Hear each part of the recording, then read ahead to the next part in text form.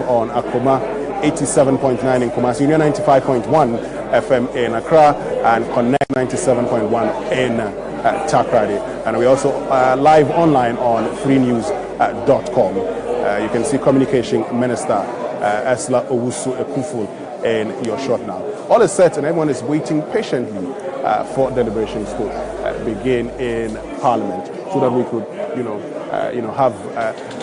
could, we could actually find out what it is that we can expect in the 2018 budget. I mean, would it tell us more about issues concerning the One District One factory? What was supposed to have started last year, we've seen, a cutting of sword and a launch of the project. What we are yet to see is a completion of one of those factories and a number of jobs that is going to provide for Ghanaians. What happens to the one village, one dam policy in the northern part of the country? What also happens to revenue generation? Now, in the 2017 budget, there was some reduction in removal of taxes that had been termed as nuisance taxes by the NPP while they were in opposition. We had, import duties on spare parts, for instance, being removed, and that was supposed to bring a huge sigh of relief to the spare part dealers. Well, that hasn't really happened.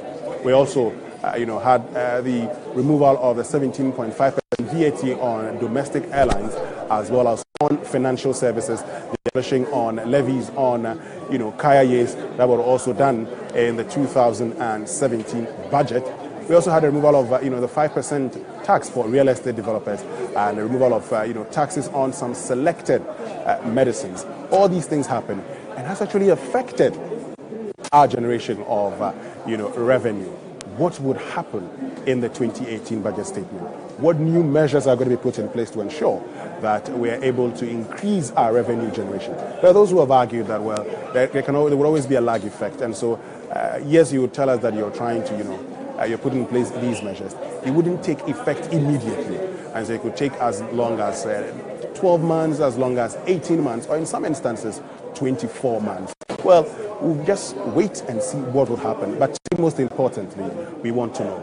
The minority has been telling us of how government intends to tax mobile money. Is that true? Is that not true?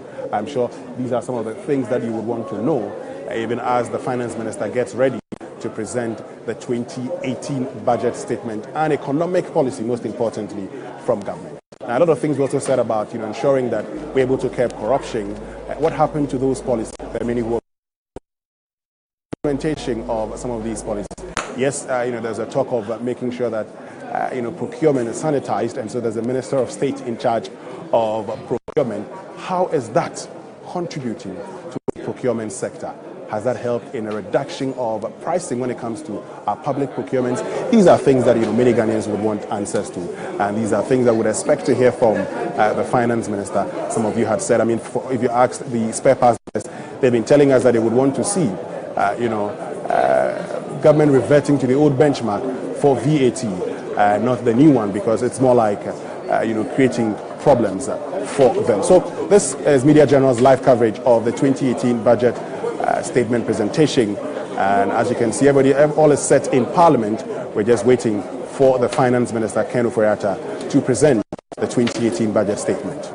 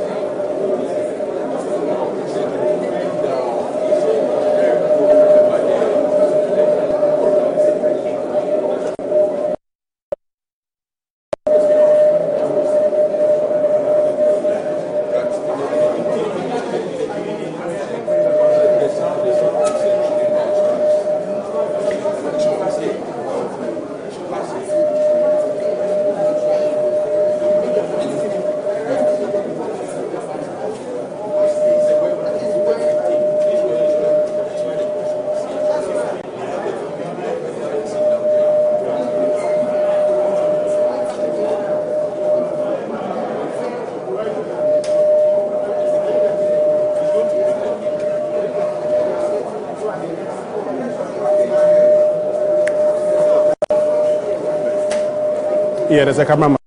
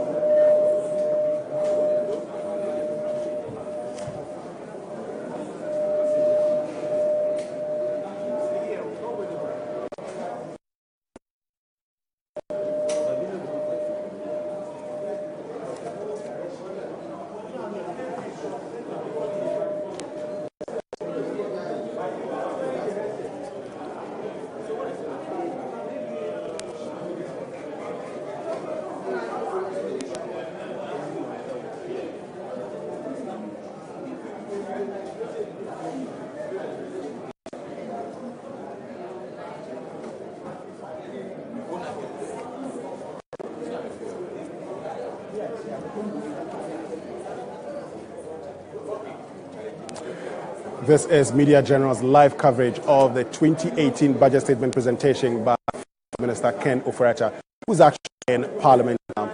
Before we cross over to Parliament, plenary Finance Minister to do his presentation by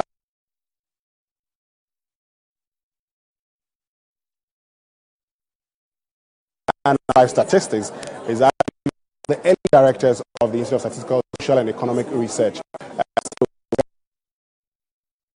Professor Kujiti, I believe you're doing very well. Minister.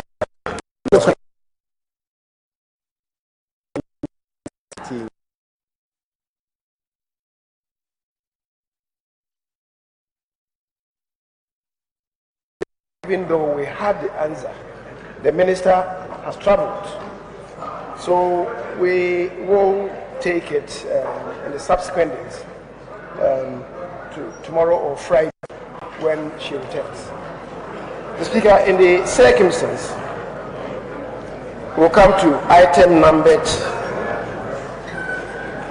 5. Item numbered 5. And then we follow after that with item number 6. Honorable Minority Leader. Mr. Speaker,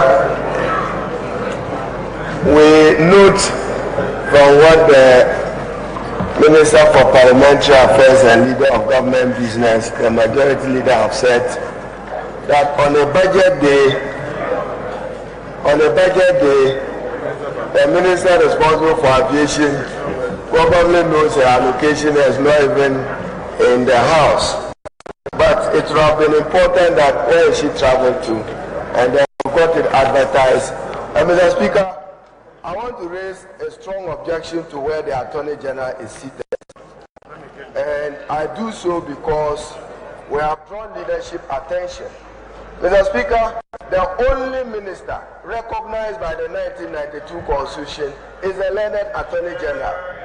And we have often said, even in the past, Minister for Finance, the Attorney General must be given their due, not to hang around like she's hanging over there. She's not a hang around minister. No. Not to hang around. Mr. Speaker,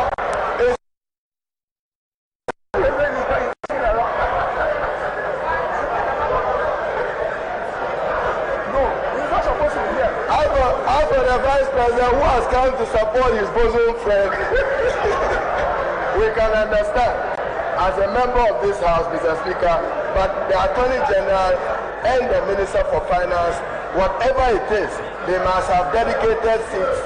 They must have dedicated seats in this House. Thank you.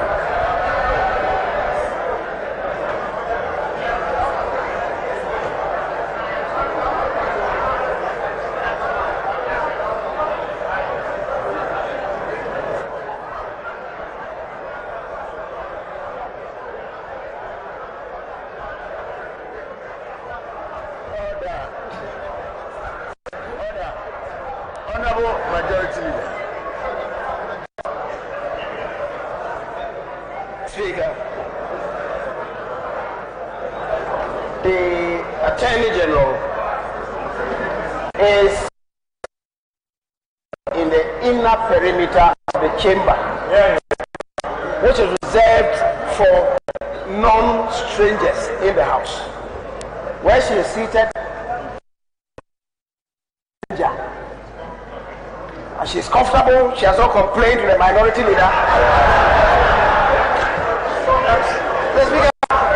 The minority leader should not behave as a sympathizer who would want to whip more than the bereaved. The Attorney General is comfortable. The Speaker, as far as I'm concerned, go forward. Thank you very much. The position of Attorney General is definitely mandatory, but the only determiner of order of precedence is His Excellency the President. At any given time, no such communication has been extended to Parliament, and we shall proceed on it as a non-est honourable minority leader. And what is even also good to note that in the past, some question or the other was listed as a precautionary measure, like you have said, just in case the Minister for Finance does not come in time, so that we will have something to do. I'm sure that will be a thing of the past. And the Honourable Minister for Finance has set a good example, making it unnecessary for us to set out any emergency measures. So we shall proceed accordingly and put our questions for tomorrow, and then we proceed to the item at the commencement of government business. Therefore, item 5, presentation of papers. Minister for Finance. Annual report on the petroleum funds for the 2017 fiscal year. The paper is presented and is to the Committee on Finance for consideration and report. Item 6, motion. Minister for Finance. The main business for the day. You, Honourable Minister, we proceed.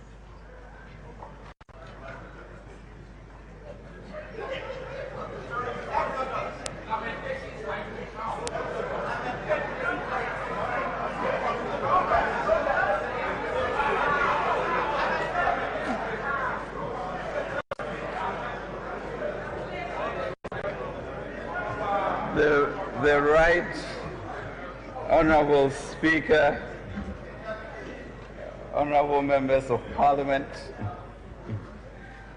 on the authority of the Republic, of the President of the Republic, Nana Addo Dankwa Akufo-Addo, I beg to move that this Honourable House approve the financial policy of the Government of Ghana for the year ending 31st December 2018.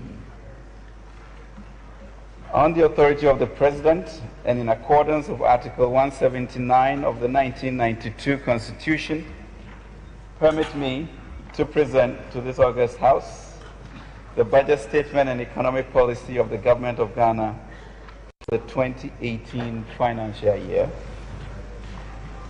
Mr. Speaker, what I present to the House today are the highlights of the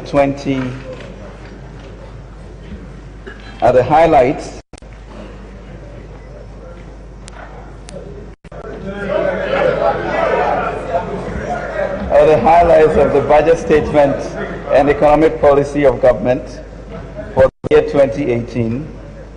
I respectfully request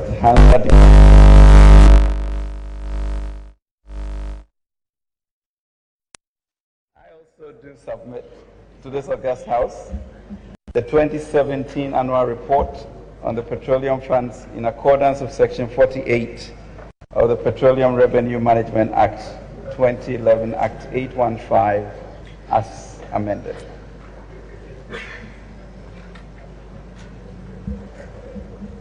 Mr. Speaker, this year has been a very busy one for all of us. This is the third budget we are presenting in the year. The first one was in March, the second, the media performance review, and now we are presenting the 2018 budget. During this period, we have had the cooperation of this House in passing a number of bills now determining the economy back on a sound footing. On behalf of the President, I wish to thank this august House for all their support. Mr. Speaker, in March, when I presented the Asempa budget,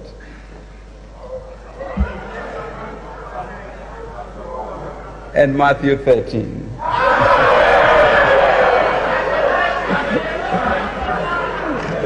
I indicated to this House our commitment to take deliberate strategic steps to fix the economy.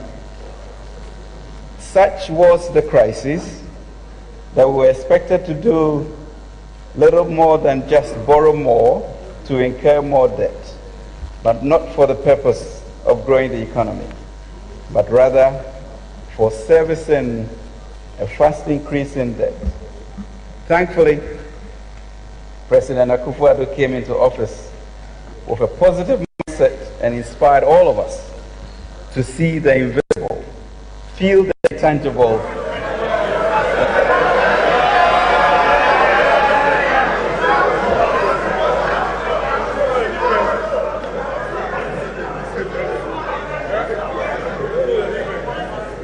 so President Akufo-Addo, with a positive mindset, inspired us all to see the invisible,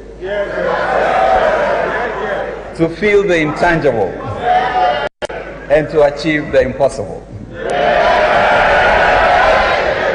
I'm happy to note that we have turned the economy around.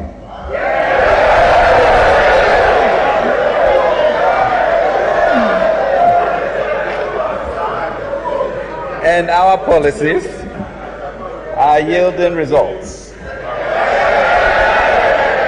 restoring hope and bringing relief to Ghanaians.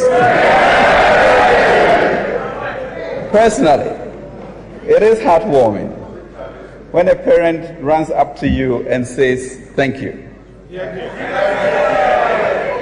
Thank you. Thank you for putting money in my purse." Because she did not have to pay 2,000 cedis for her two daughters in SHS. Or when an excited teacher trainee shows you the text message notification of his allowance received. Yet these are just two examples, Mr. Speaker, of the promises some said were impossible to fulfill.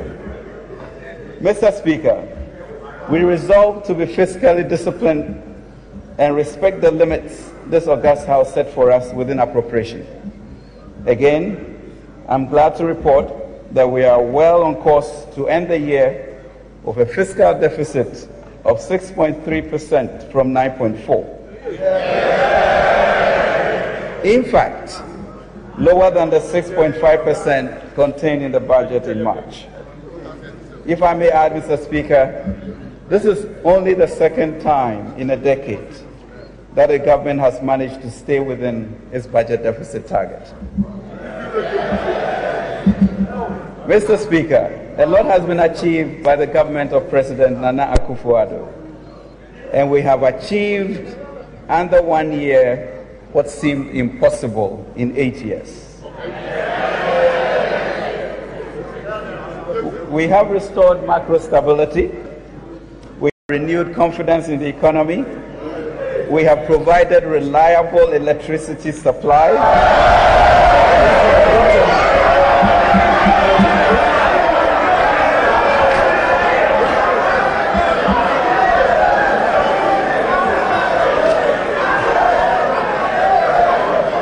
Mr. Speaker,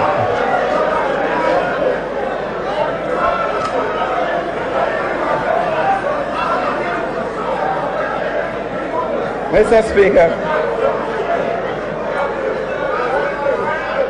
Mr. Speaker, we have indeed provided reliable electricity supply. And Mr. Speaker, our SHS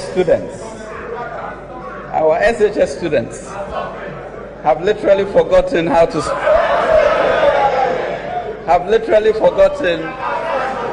spell Doomsaw, because Doomsaw is dead. We have returned to robust growth with a real GDP growth of 7.8% in the first half of 2017 against 2.7% in 2016. We have reduced inflation, and October inflation of 11.6% from 15.4% in December 2016. We have maintained stability of the cedi against the US dollar. We have brought down the policy rate to 21% from a peak of 26% in 2016. There is more, Mr. Speaker. We have normalized the domestic yield curve, issued the country's maiden 15-year bond in April 2017. We have improved external balances driven by higher export earnings and lower imports. We have improved gross international reserve to 7.2 billion, equivalent to 4.1 months of import cover. The highest, Mr. Speaker, international reserves in the country's history. We have improved primary balance to 0.3% surplus in September 2016 against a deficit of 1.6% in September 2016. We have received positive sovereign rating reviews from international rating agencies, Fitch, B stable, Standard & Poor, B- positive. We have successfully completed the 4th IMF ECF program review, and we have achieved positive developments in the oil and gas sector, favorable IFLOS ruling, and Sankofa producing first oil 3 months ahead of schedule.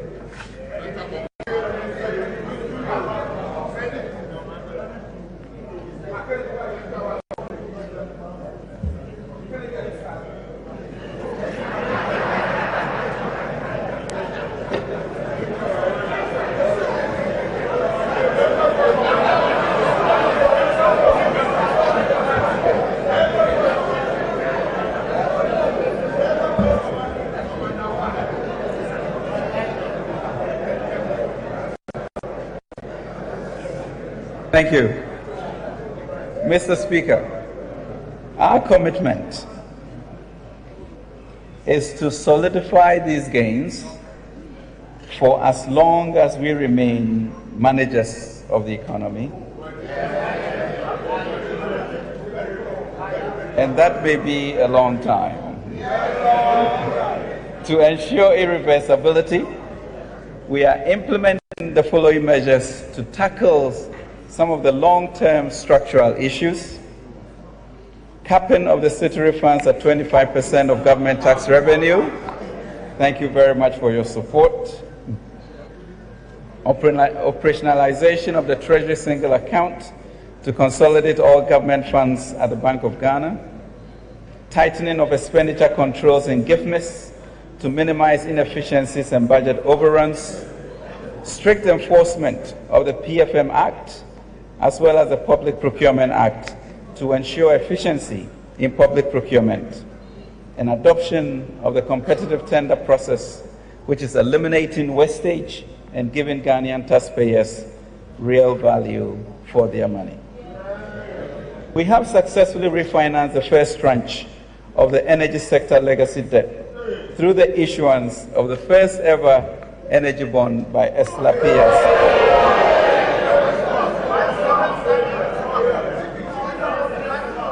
Mr. Speaker, I am pleased to announce that this successfully raised 4.7 billion Ghana cedis. over $1 billion and is now the highest ever energy bond in Africa. We have also introduced the cash waterfall mechanism to prevent new debt accumulating. Mr. Speaker, I'm proud to report to this August House that after a few months of intense preparation, the Akufo-Addo government has rolled out the destiny-changing free senior high school policy across all public schools.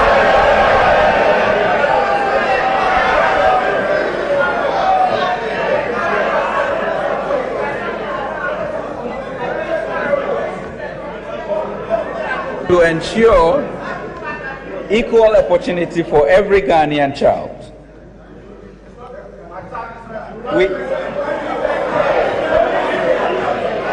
Mr. Speaker, we have also rolled out the National Digital Property Addressing System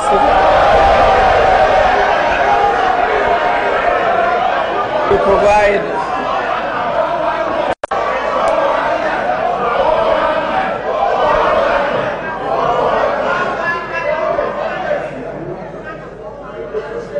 we have launched the National Identification Scheme, and we have indeed restored the teachers and nurses training. And we have indeed restored the teachers and nurses training allowances. Mr. Speaker, this year we have restored macroeconomic stability, which is protecting the value of money in the pockets of ordinary Ghanaians and giving businesses the predictability and space to plan and invest, thereby sowing the seeds for economic growth and job creation. The broad agenda for next year is to translate the stability achieved into shared growth with aggressive policies aimed at creating more opportunities for jobs. The President is determined to reverse the trend of the last few years where businesses operated merely and mainly to service loans, pay taxes, and electricity bills. In line with this for 2018, we will continue to stabilize the economy, offer reliefs, including reducing electricity tariffs,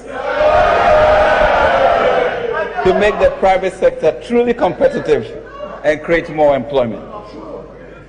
Our job creation agenda will be driven by investments in human capital, strategic infrastructure, agriculture and agribusiness, entrepreneurship, and innovation programs.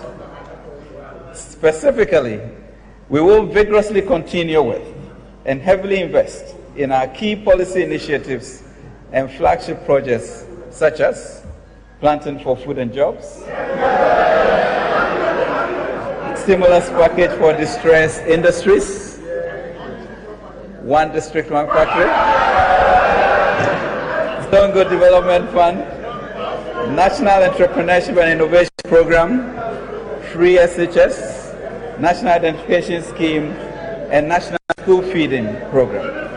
Mr. Speaker, we have prioritized investments in these areas to ensure that we establish a fair and inclusive society which creates life-transforming productive opportunities for every able-bodied Ghanaian. We are confident that these priorities will not only deliver jobs, but will improve the security and well-being of Ghanaians and communities across the country by A, increasing agricultural growth and development, providing decent work through skill and entrepreneurship development and industrialization, as well as increasing opportunities for all through the provision of quality education and health delivery.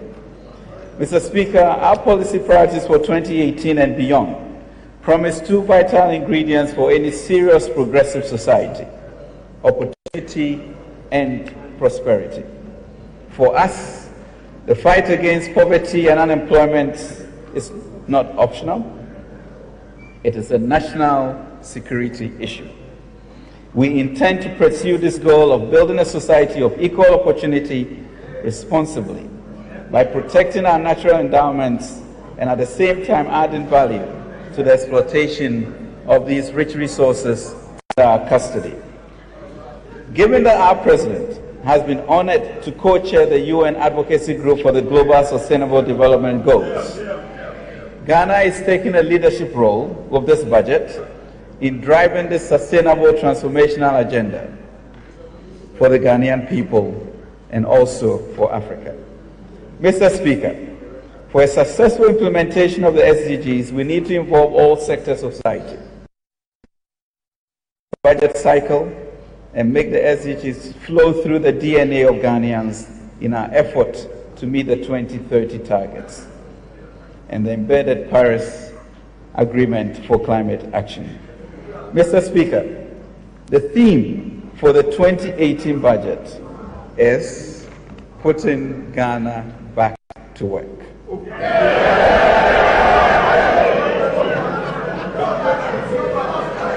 This theme reflects the tools provided in the 2018 budget to energize the entrepreneurial spirit within every Ghanaian.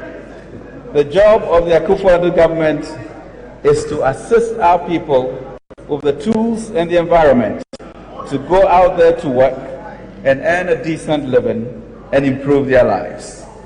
We plan on providing opportunities for as many Ghanaians as possible to initiate projects on their own. Mr. Speaker, it is time for Ghanaians to arise and build.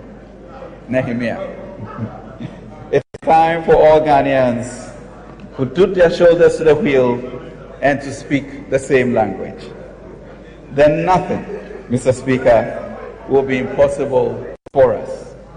We must come together in a new partnership of our faith-based institutions, civil society, businesses, and government to create a powerful locomotive for transformation so that our President's coordinated program of economic and social development policies will create, as the President states, an optimistic, self-confident, and prosperous nation through the creative exploitation of our human and natural resources, and operating within a democratic, open, and fair society in which mutual trusts and economic opportunities exist for all.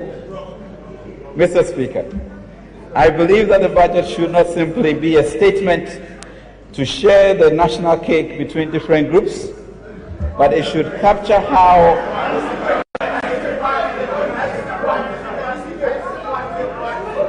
I believe the budget should not simply be a statement to divide the national cake between different groups, but it should capture how a nation comes together to meet the challenges of our times and our circumstances.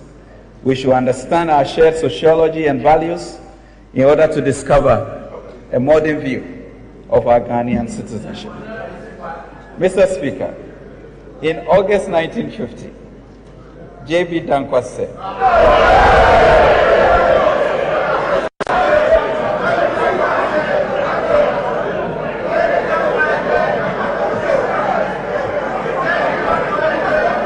Mr. Speaker,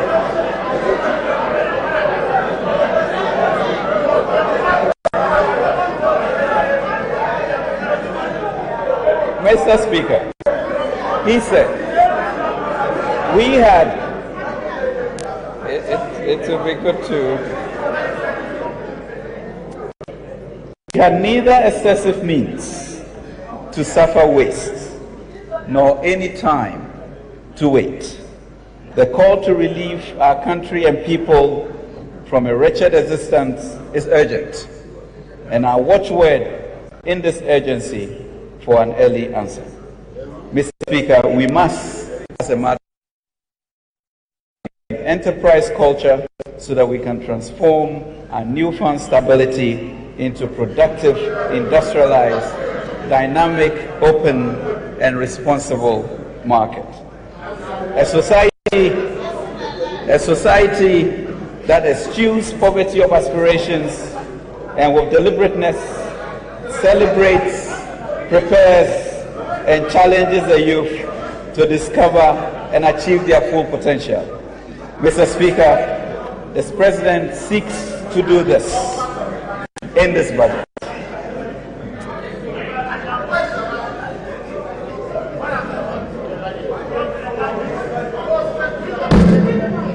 Mr. Speaker, our prudent management of the economy under the able leadership of our President is yielding positive results. Provisional data on the performance of the economy from January to September 2017 show that nearly all the macroeconomic indicators are on target. Please permit me to provide a summary of these performances. Mr. Speaker, we are returning to a robust growth after 2016 recorded the lowest growth performance in almost 2 decades. The real GDP growth for 2017 is provisionally estimated at 7.9%, of non-oil growth 4.8%. This compares extremely favorably with a real growth target of 6.3% and a 2016 outturn of 3.7%. At a sectorial level, the industry sector recovered from a negative growth of 0.5% and is expected to grow by 17.7% in 2017 due to increased production in upstream oil and gas. Growth in the agriculture subsector is expected to be broad-based despite the initial alarm associated with the army worm invasion. The services sector remains the dominant sector of an estimated share of 55.9%. Inflation. Mr. Speaker, inflation continued to decline in 2017, mainly on account of exchange rate stability, tight monetary policy, and fiscal consolidation. Inflation declined from 15.4% in December to 11.6% in October. Monetary aggregates. Mr. Speaker, broad money supply grew by 20% in September 2017 on account of growth in the net foreign assets at the Bank of Ghana. This compares with a growth of 22.3% in 2016. Total credit to the private sector and public institutions recorded a growth of 16.8% in September 2017, of which the private sector accounted for 87.9%. Interest rates. Mr. Speaker, interest rates in 2017 continued to decline in response to the gradual improvement in the macroeconomic fundamentals, easing inflation and exchange rate stability.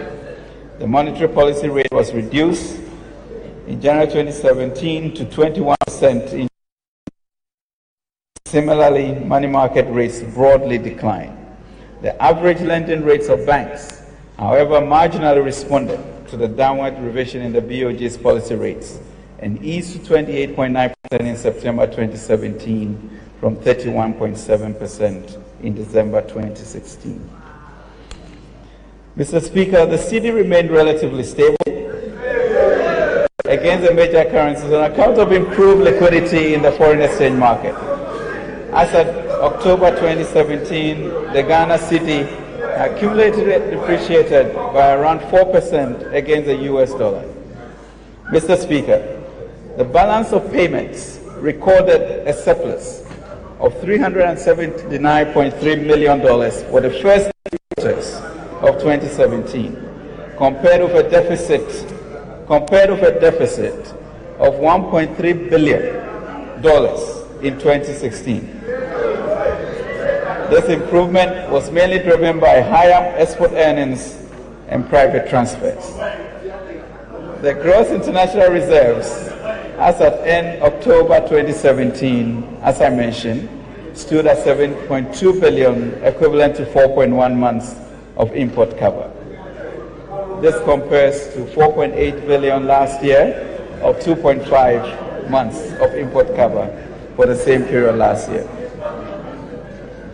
Mr. Speaker, the thrust of fiscal policy for the 2017 budget was to restore confidence in the economy, ensure fiscal and debt sustainability, and promote overall macroeconomic stability through a number of bold initiatives. Preliminary data for September 2017 indicate that fiscal outturn was broadly in line with expectations despite revenue shortfalls.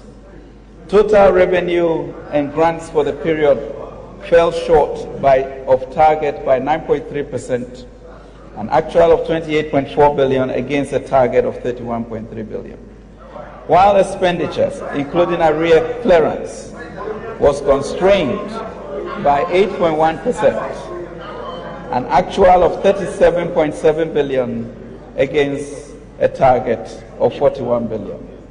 This resulted, Mr. Speaker, in an overall fiscal deficit on cash basis of 4.6% of GDP against a target of 4.8% of GDP. Mr. Speaker, reasons behind the lower than anticipated revenue performance was mainly due to delays in implementation of tax compliance and administrative measures, as well as slow real GDP growth in the non-oil sectors of the economy, particularly the services sector.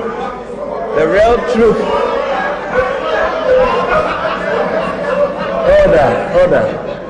The real truth, Mr. Speaker, is that as Ghanaians, we are impaling ourselves. We are not paying our taxes, and we are helping others to evade taxes. Mr. Speaker, it is encouraging to note that the outturn for the period represents an annual growth of 16.2% compared to 4.1% during the same period in 2016. Mr. Speaker, we managed expenditures were generally controlled to minimize overruns due to the strict usage of GIFMIS, as well as the implementation of quarterly cash allotments to MDAs. We are also seeing a new commitment in public procurements to protect the public purse.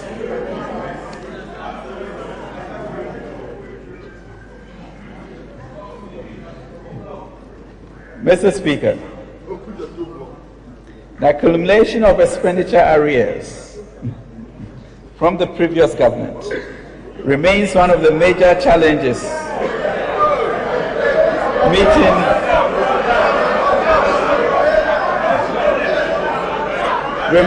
Mr. Speaker, one of the major challenges to meet the fiscal objectives of government and the successful implementation of the budget.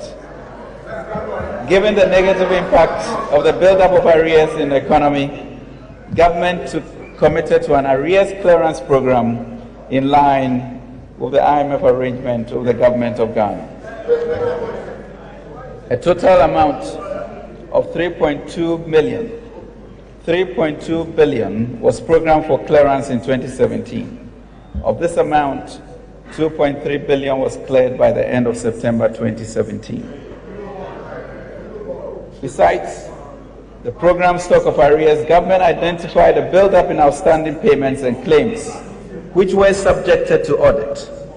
Of the total claims audited by the Auditor General of 10 billion, only 50%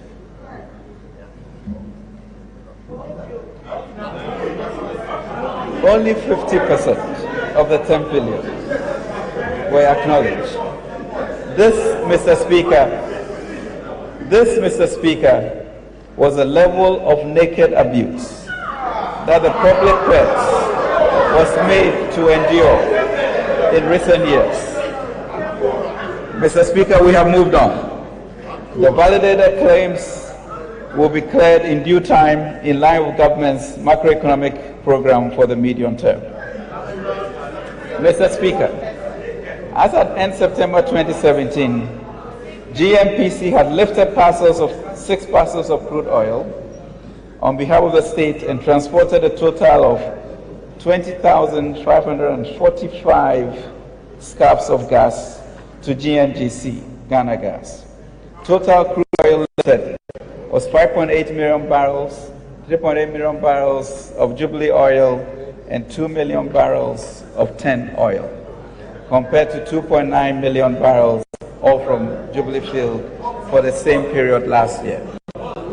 Receipts from crude oil liftings for the period up to September 2017 accrued from the 35th lifted in December 2016 to the 38th Jubilee liftings, and first also lifted in December 2016 to third 10 liftings, amounting to $339.3 million US.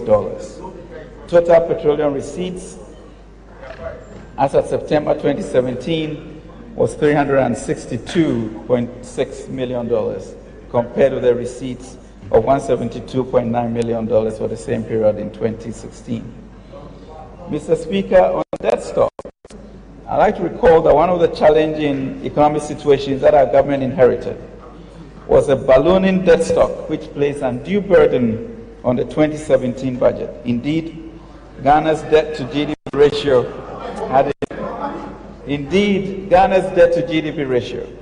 had increased from 32% in 2008 to 73% by the end of 2016.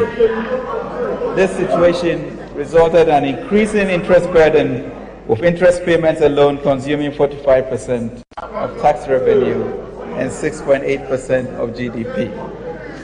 We'll get to that. Our government, through prudent management of the economy, reduction in the fiscal deficit, and a policy of debt reprofiling, has successfully reduced Ghana's debt burden. The debt to GDP ratio has declined from 73% at end December 2016 to 68.3%. That's at the end of September 2017.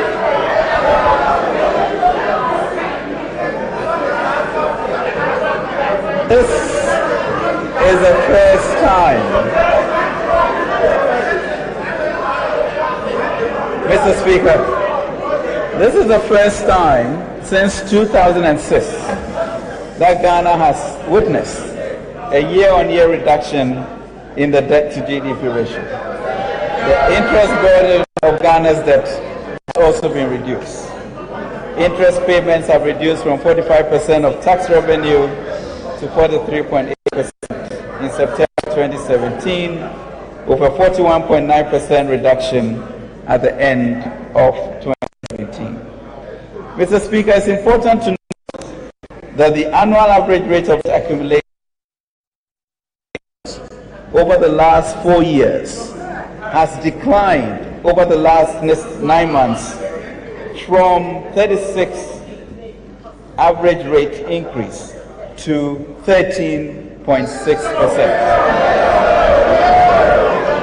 This, Mr. Speaker, again, is the lowest annual public debt over the last decade. This, Mr. Speaker, is the lowest annual increase in the public debt over the last decade. Mr. Speaker, our prudent debt management has therefore improved the debt outlook and debt sustainability for Ghana. We will continue to keep the public debt in check and move purposefully away from the unbridled borrow and spend culture of the previous 8 years.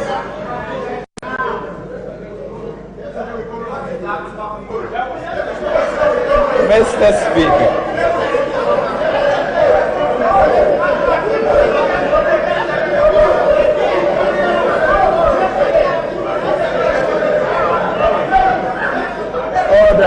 Order.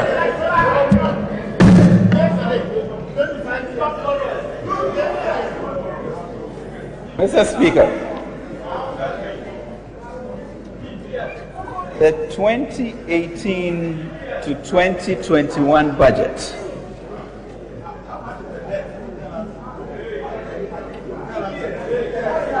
is informed by the President's coordinated program for economic and social development policies, which aims at creating a conducive environment for the private sector to thrive, propel growth, and create employment opportunities, especially for the youth. In this regard, government's policy objectives for the medium term will aim at stabilizing the economy and setting it on a path of sustained, diversified, and resilient growth.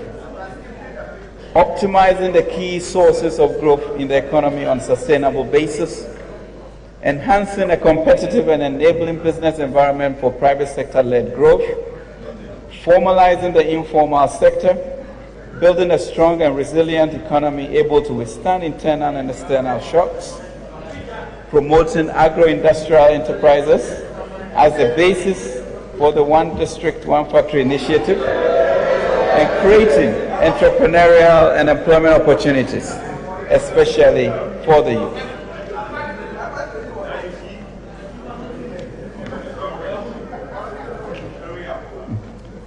Mr. Speaker, consistent with our medium-term development policy framework, we have set the following macroeconomic targets for the medium term, 2018 to 2021.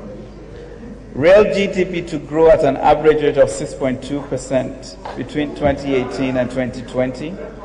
Inflation to stay within the target band of 8 plus or minus 2%. Overall fiscal deficit to remain within the fiscal rule of 3 to 5%.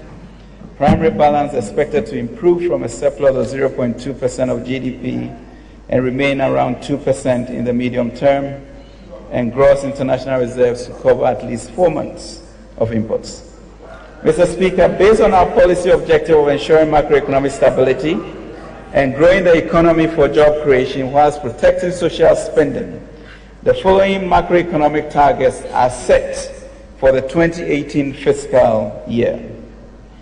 Overall GDP growth rate of 6.8%, non-oil GDP growth rate of 5.4%, end period inflation rate of 8.9%, fiscal deficit of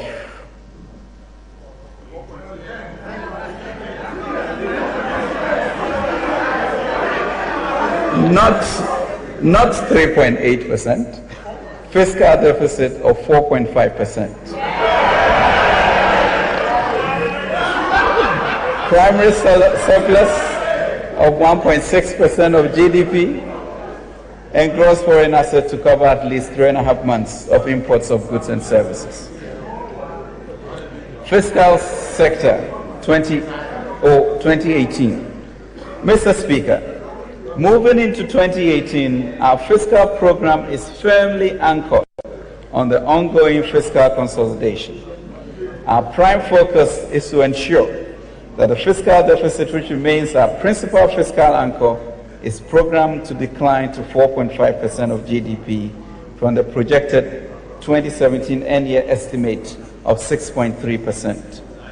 Over the medium term, the fiscal deficit is expected to stabilize around 3 to 5% of GDP. Mr. Speaker, achieving this objective is not only critical but necessary if we are to maintain the healthy primary balance surplus required to eventually reduce the rate of debt accumulation. However, some critical issues must be addressed in the process. Domestically, we are faced with rising expenditures over the short to medium term as we invest more in programs that will stimulate economic growth and generate jobs. We will therefore need to boost domestic revenue through innovative channels that will not place undue burden on the entire populace. Mr. Speaker, we must make these decisions in good time to ensure that our future generation will be equipped with a priceless inheritance of a sustainable fiscal environment. For as the saying goes, let's build a roof before it rains. We are studying all the available feasible options carefully. In this vein, optimizing resource mobilization through improved tax compliance and efficient and effective revenue administration remains an important part of our fiscal strategy to boost domestic revenue mobilization for 2018. Consequently, in addition to empowering the Ghana Revenue Authority to bring to book tax evaders, we are equally investing in programs and infrastructure to widen the tax net. This will include the implementation and rollout of a national digital address system to help us track taxpayers, especially in the informal sector, and acceleration of the implementation of the National ID Program, deployment of electronic point-of-sale devices to ensure that vendors are not under declaring VAT, and special audits, among others. At the same time, this budget also takes bold steps to start mobilizing revenue by making concrete changes in the tax policy framework, especially in tax exemptions. At the appropriate time, we'll return to this August House with our proposed legislative amendments to pave the way for the execution of our programs. Other tax measures being considered for the 2018 fiscal year include review of the suspense regimes, implementation of the excise tax stamp policy, extension of the requirement to produce tax clearance certificates for large private sector contracts, and improving property rate collection. Mr. Speaker, on the expenditure front, we have shown our commitment to eliminate expenditure overruns and will remain committed to continue with the design and implementation of the public financial management reforms with the aim of eliminating inefficient and ineffective allocation of resources. Mr. Speaker, currently, the wage bill poses the single major risk to our budget implementation. The entire human resource personnel management is within the public service will need to be revisited. We'll be considering our options carefully within the broader framework of the new public sector reform strategy. We'll have to streamline gift myths. We'll have to strengthen and enforce commitment controls. We'll need some payroll reforms. Mr. Speaker, these reforms will generate fiscal space to support priority spending programs, boost growth, improve the societal welfare of our citizenry, and guarantee the achievement of our goal of debt sustainability. Mr. Speaker, total revenue and grants for 2017 fiscal year has been conservatively estimated at 51 billion based on our projection of the level of economic activity, government policy on taxation and donor grant disbursements. Mr. Speaker, total receipts from upstream petroleum activities amount to 3.2 billion Ghana cedis, estimated at 6.2% of total revenue and grants. This is about 1.3% of GDP and represents a per annum growth of 24.8% over the 2017 projected outturn. Domestic revenue is estimated at 50.5 billion, representing an annual growth of 26.9%. Mr. Speaker, non-tax revenue is estimated at 8 billion, equivalent to 3.3% of GDP. Of this amount, internally generated funds to be retained by IGF-generating institutions amount to 3.8 billion. Mr. Speaker, revenue inflows from the energy sector levies, specifically the Energy Debt Recovery Levy and the Price Stabilization Levy, is estimated at 2.1 billion. These inflows are reported for transparency purposes. They are not intended for budget utilization.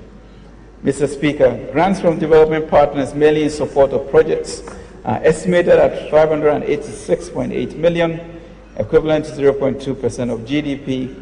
We do not expect to receive any program grants. Mr. Speaker, it's important to note that as a lower middle income country, these donor resources will seize of time, emphasizing the urgent need to boost domestic revenue mobilization. Mr. Speaker, total expenditure, including provision made for the clearance of arrears, is estimated at 62 billion, equivalent to 25.7% of GDP. The estimated expenditure for the year represents an annual growth of 14.5%. Mr. Speaker, compensation of employees, which continues to represent the single largest item of government expenditure, is estimated at 19.6 billion, 8.1% of GDP. Of this amount, 16.8 billion, Mr. Speaker, equivalent to 6.9% of GDP, has been provisioned for wages and salaries alone. Expenditure on goods and services is estimated at 3.5 billion, representing 1.5% of GDP. The annual growth of 66.9% reflects a full provision made to cater for the government's priority programs, including the flagship Free SHS policy, which enters its second year of implementation in 2018. Mr. Speaker, the debt reprofiling exercise is having positive impact on interest payments. Interest payments are estimated at $14.9 billion, 6.2% of GDP. Of this amount, domestic interest payment constitutes about 82%. As we consider our public finances, the annual growth of domestic interest payments is expected to decline considerably. Mr. Speaker, transfers to statutory funds, as well as all other earmarked funds, which are backed by the relevant laws, are estimated at 1 billion Ghana cedis. Mr. Speaker, the object of the statutory funds is to provide secure funding to implement critical programs and projects in the relevant sectors. Over the years, these sectors have been exerting a lot of pressure on the limited available resources despite allocations to the statutory funds. In consonance with the PFM Act 2016 Act 921 and Earmark Funds Capping and Realignment Act, the earmark funds will be realigned to national priorities. Mr. Speaker, allocations for development capital expenditure is $6.9 billion. Of this amount, domestically financed capital expenditure is estimated at $3.3 billion, or 1.4% of GDP. This represents an annual growth of about 219%. An amount of $3.6 billion has been budgeted from foreign finance capital expenditure, and this will be funded by a combination of donor budget grants and project loans. Overall budget balance and financing for 2018. Mr. Speaker, based on the estimates for total revenue and grants and total expenditures, 2018 budget will result in an overall budget deficit of 10.9 billion Ghana cedis, equivalent to 4.5% of GDP. Financing of the fiscal deficit will be from domestic and foreign sources. Net foreign financing will amount to about $3 billion, including a euro bond of up to $1 billion, equivalent to 1.2% of GDP. Net domestic financing will constitute about 73% of total financing. It includes financing from bank and non-bank sectors. Other domestic sources, such as divestiture proceeds and mineral royalty prepayments. The total NDF is estimated at $8 billion, or 3.3% of GDP. Mr. Speaker, it is worth noting that in 2018, the primary balance, which is an indication of our fiscal effort, will be grown to 1.6% from projected 2017 outturn of 0.2%. This signifies our resolve to breaking the back of a growing public debt from previous years. Mr. Speaker,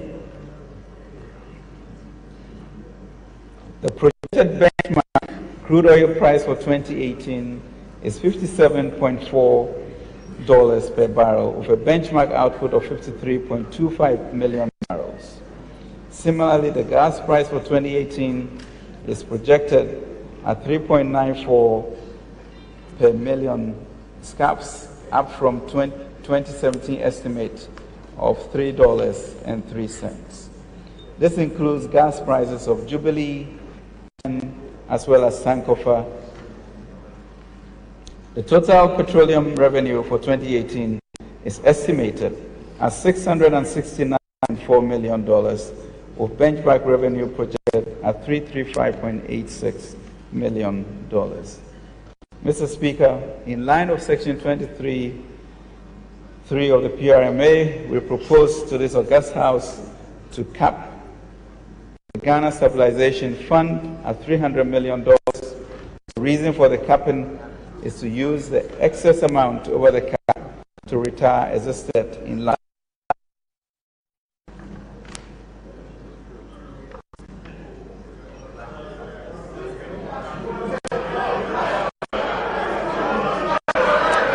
Mr. Speaker. Order.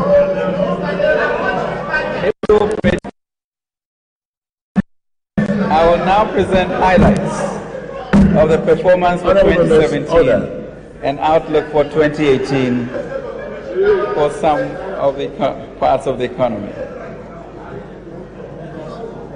Agriculture. Mr. Speaker, our flagship Planting for Food and Jobs has been a tremendous success.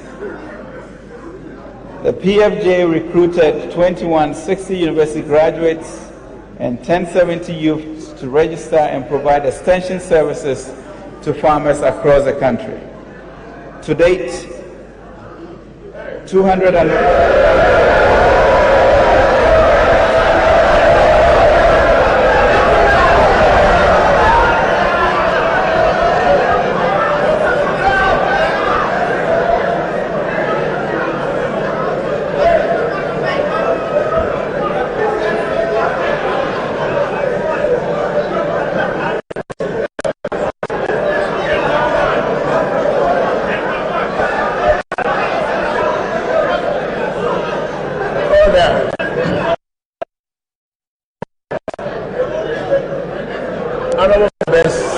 Mr. Speaker,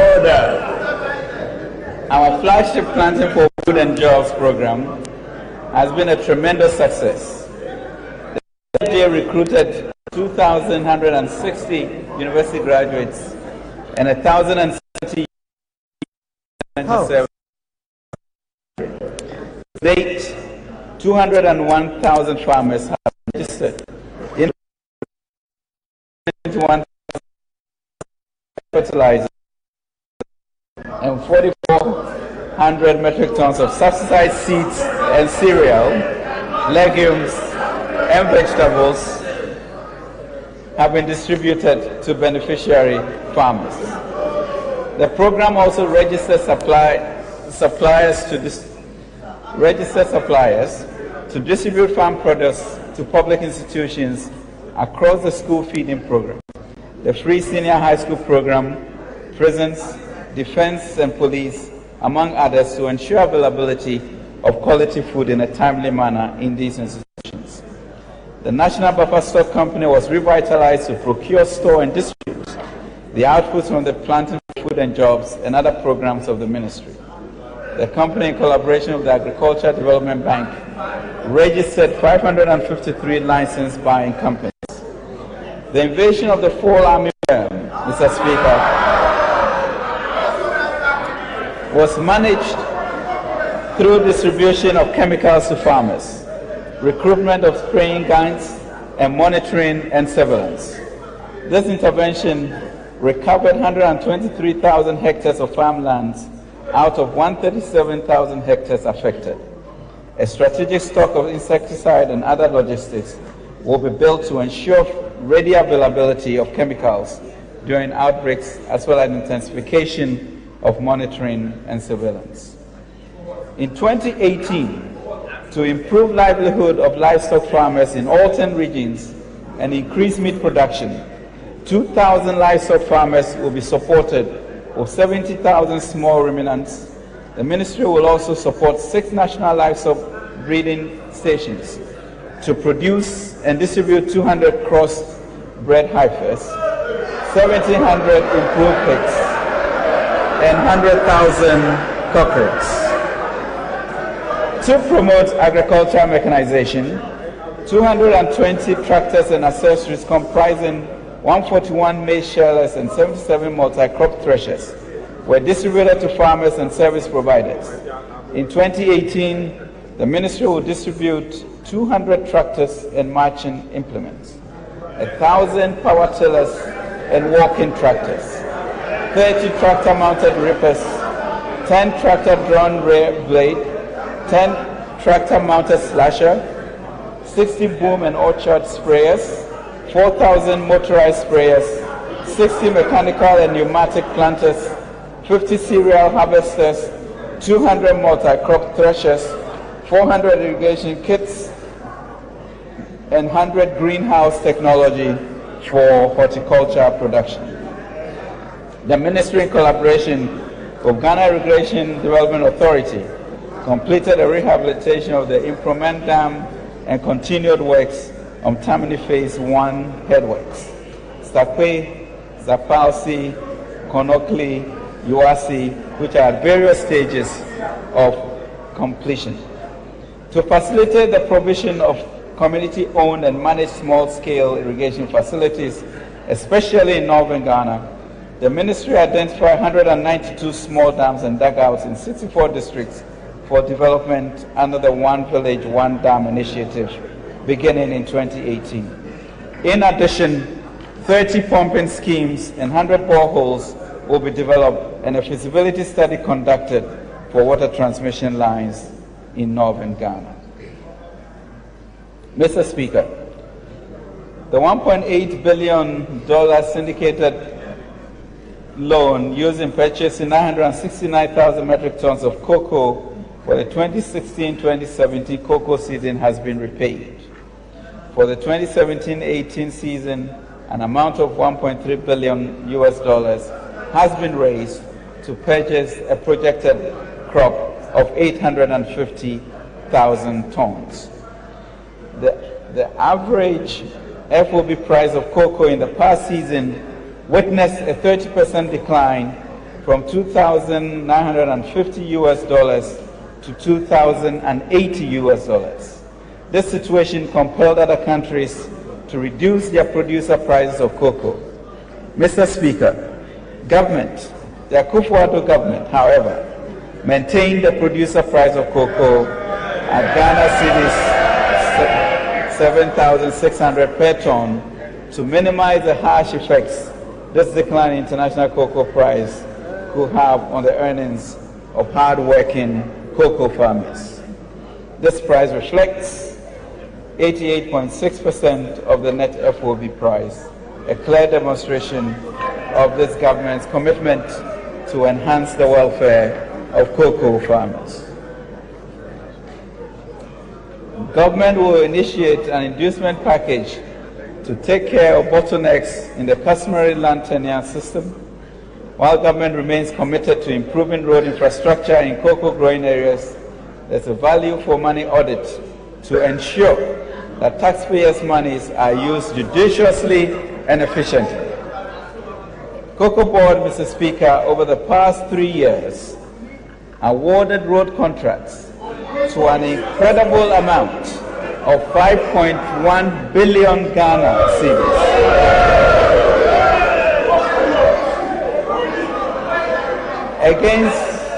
Against a budget of 1.6 billion,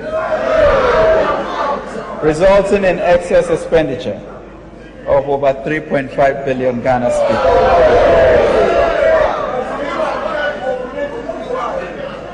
Mr. Speaker, as part of measures to promote industrialization and to shield us from falling cocoa prices, government modified the incentives to increase processing of cocoa in Ghana through progressive discounts that incentivize tertiary processing, thus, Mr. Speaker, raising value addition to cocoa and creating jobs.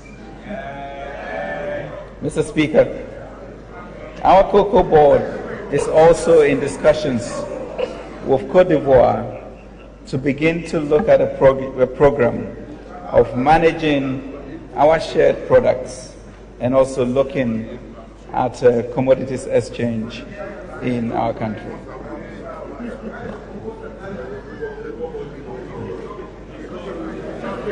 Mr. Speaker, the education sector. The education sector strategy will be guided by Global Education 2030 Agenda and targets, defined by Sustainable Development Goal 4, to ensure inclusive and equitable quality education for all and promote lifelong learning. The broad sector policy thrust for education is sustainable and efficient management of education service delivery will focus on teacher development and accountability, improve quality of teaching and learning at all levels, inclusive and equitable access to at all levels, skills development and training for employability through quality TVET, and strengthen mathematics, science, ICT, and technology education. Basic education curriculum reforms. to improve the quality of basic education and equip the Ghanaian child with basic literacy, numeracy, and critical thinking skills. The Ministry of Education commenced the process for the review of the basic level curriculum to emphasize the 4 R's of reading, writing, arithmetic, and creativity.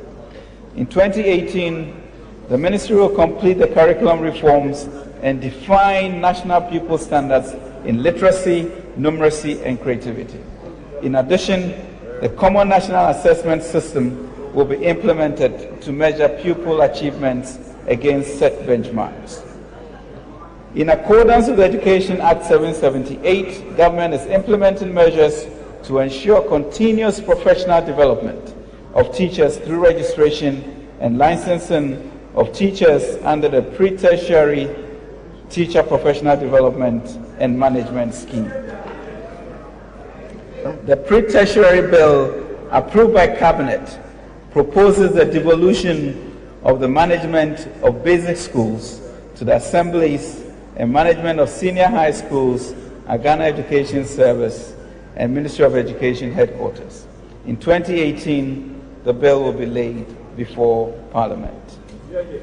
The number of basic schools, both public and private, increased at all levels. KGs increased by 5.4%, primary 5.4%, and junior high school 7% between 2015 and 2016, and 2016 and 2017 academic years. Capitation grant. In fulfillment of government's promise to make basic education free and ensure participation by all, the capitation grant was increased by 100% from 4 cedis 50 pesos per capita to 9 cedis in 2017. Mr. Speaker, it is worth stressing that this increase by the Akufo-Addo government was the first ever increase in the capitation grant since 2009.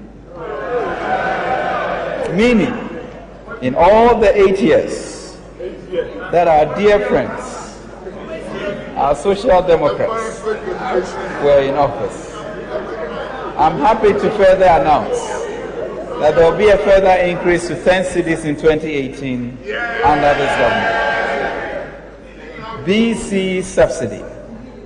Government absorbed 70% of the 2017 BEC registration fees as subsidies for all registered candidates in both public and private JHS. In 2018, government will absorb 100% BEC registration fees for registered candidates from public junior high schools.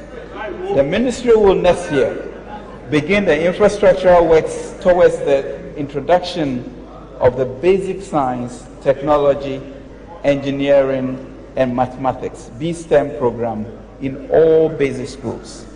This initiative is intended to strengthen the foundational skills and generate interest in mathematics, science, and technology. This will involve the provision of equipment to over 38,000 public basic schools, training over 38,000 basic school teachers in the delivery of BSTEM, and the establishment of 10 well-equipped regional BSTEM centers. TVET reforms to the alignment of public TVET institutions under the Ministry of Education will continue in 2018. The reforms will include developing of occupational standards, training of facilitators and assessors, and strengthening competency-based training. Teacher training allowance. Government restored the teacher training allowance covering over 49,000 teacher trainees from 41 public colleges of education for 2017-2018. In addition, funds were released for the payment of outstanding feeding grants to all public colleges of education for the 2015 and 2017 academic year. In the 2018-2019 year, a number of over 52,000 teacher trainees will benefit from the allowances.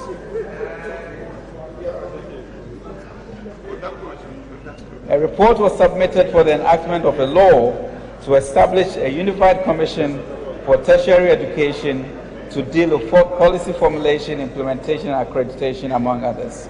In 2018, the Ministry will begin implementing recommendations that will reform university accreditation and affiliation policies towards introducing equity and fairness in the setting up of public and private universities. Health. Government paid 600 million out of the total government indebtedness to National Health Insurance Scheme, and this has improved funding and smooth running of hospitals. In line with government's commitment to revive NHIS, the ministry set up technical teams to review recommendations of the NHIS review report. In the area of infrastructure, construction of classroom blocks for health training institutions at Sampa, Asankrangwa, Pantang, and Kolobu Critical Care and Peri-Operative Unit was completed in 2017. The following projects are also at various stages of completion: 4 district hospitals, namely Kumau, Fomena, Abetifi, and Takrady European Hospital, Tamale Teaching Hospital Phase 2, 2 regional and 6 district hospitals at Wa, Sewa, Salaga, Konongo, Tepa, Mikoko, Atomic, and Chufuprasu.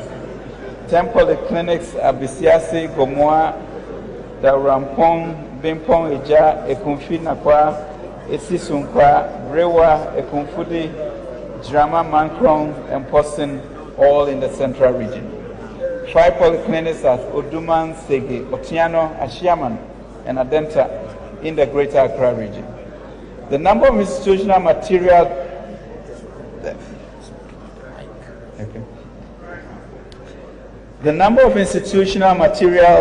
maternal deaths per 100,000 live births reduced from 167.5 in June 2016 to 149.7 in June 2017.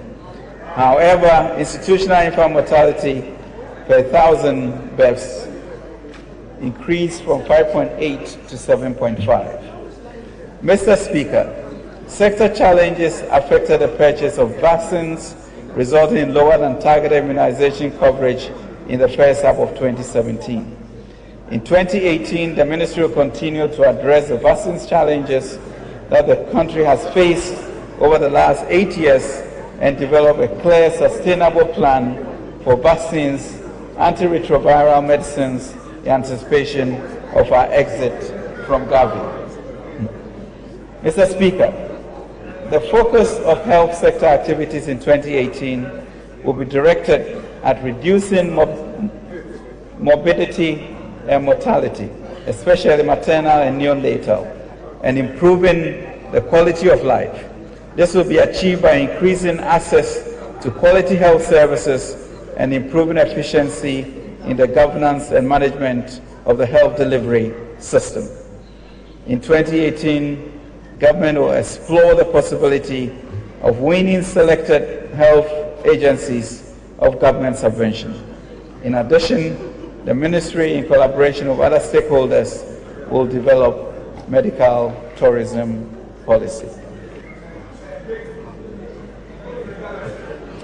Mr. Speaker, in the fight against corruption, the Office of Special Prosecutors Bill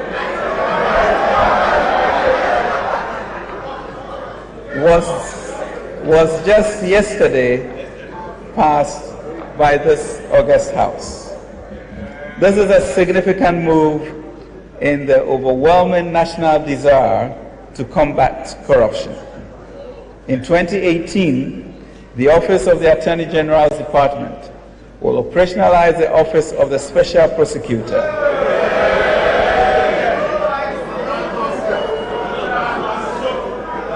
Review all agreements for MDAs and MMDAs with the aim to secure successful convictions in the vast majority of cases referred to the office by the police.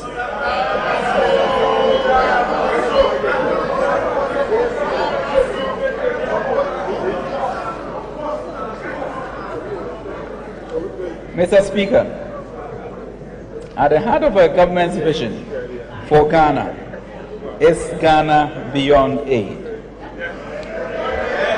We are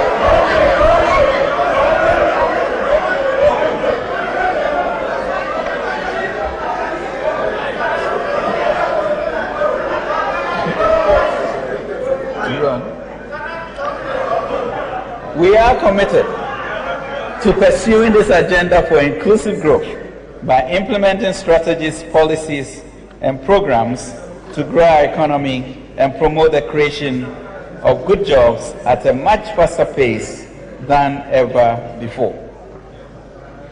Mr. Speaker, to this end, we envision a Ghana beyond aid, where government and the people of Ghana take full ownership and responsibility for the nation's economic growth and transformation in a new partnership with our development partners.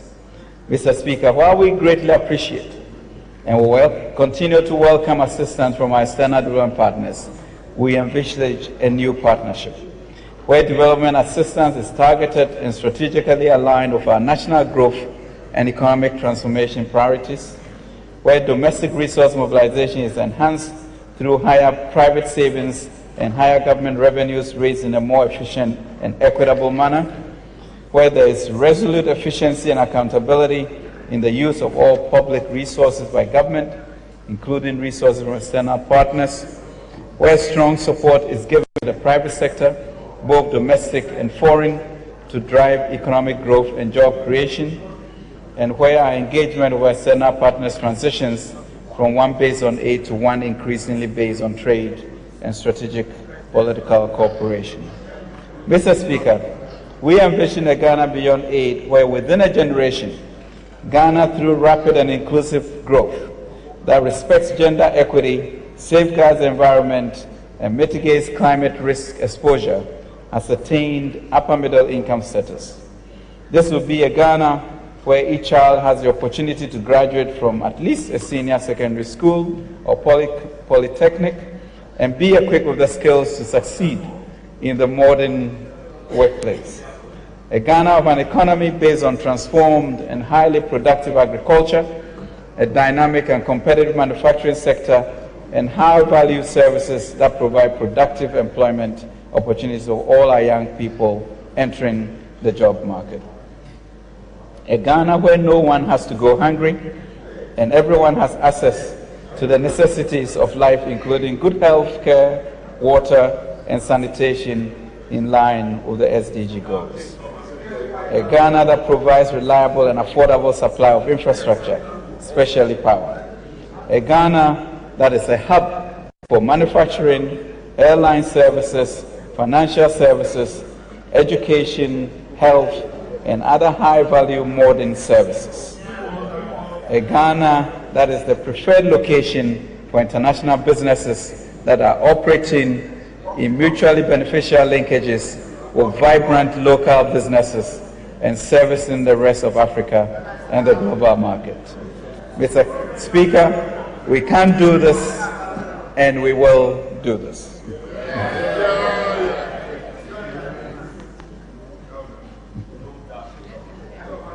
Mr. Speaker,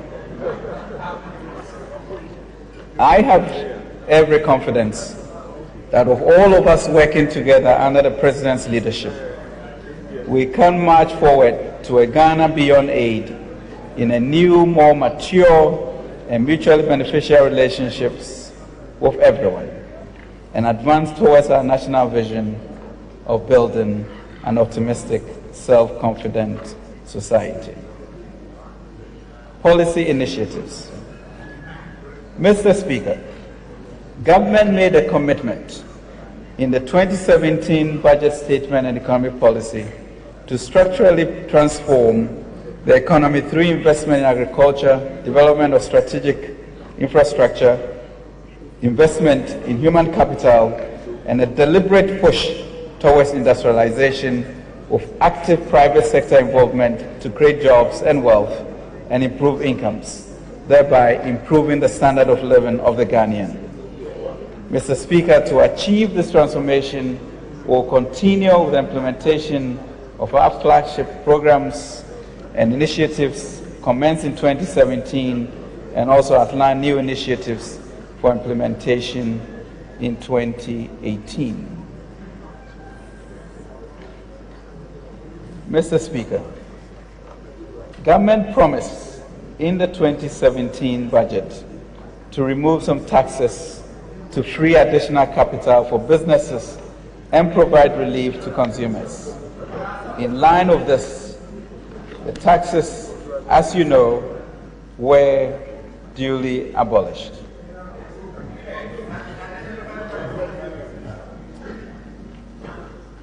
Mr. Speaker, the 1% special import levy imposed on imported raw materials was effected. 17.5% VAT for financial services and airline were also effected. Levies imposed on KIA by local authorities were removed.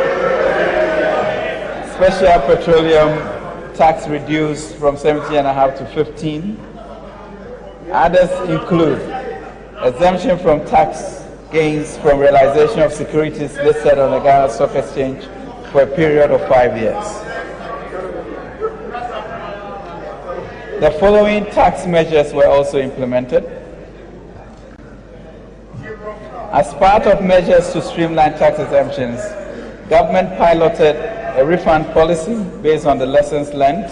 Structures including a paperless system was implemented for granting and monitoring tax exemptions. Government in 2018 will introduce a comprehensive policy on the tax exemptions regime. The Fiscal Electronic Device Bill was laid before Parliament and the excise tax stamp policy was launched. Paperless port system. To improve efficiency at the ports, the Ministry introduced paperless transactions at the ports. The implementation of the paperless system significantly reduced transaction time from 2 days to 8 hours of compliant transactions, while revenue from the port increased by 35.4%. Mr. Speaker, government resolved in 2017 to address the challenges in the financial sector to enable strong private sector credit growth. In this regard, the Bank of Ghana addressed the challenge that UT Bank and Capital Bank pose to the entire banking system by facilitating a purchase and assumption agreement by GCB Bank. This intervention was made with a clear policy intent to protect the deposit public and prevent any contagion effect on the entire industry. The government is proud to announce that despite the failure of these two banks in 2017, the confidence and trust in the financial sector remains strong. The Bank of Ghana increased the minimum capital requirement of universal banks from 120 million to 400 million, and all such banks have up to December 2018 to meet the minimum capital requirements.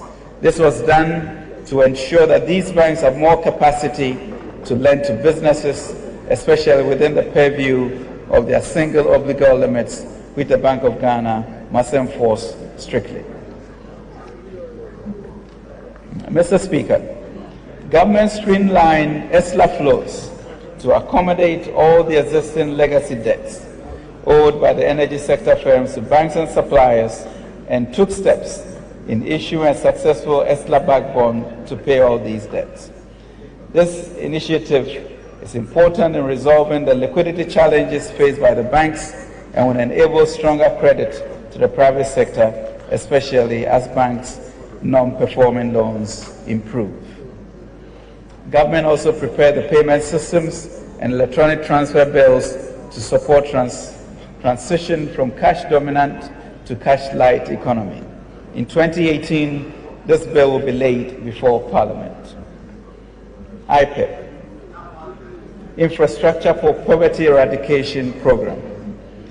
Government introduced the IPEP to direct capital expenditure towards local constituency level, specific infrastructure and economic development priorities, with particular emphasis on rural and deprived communities.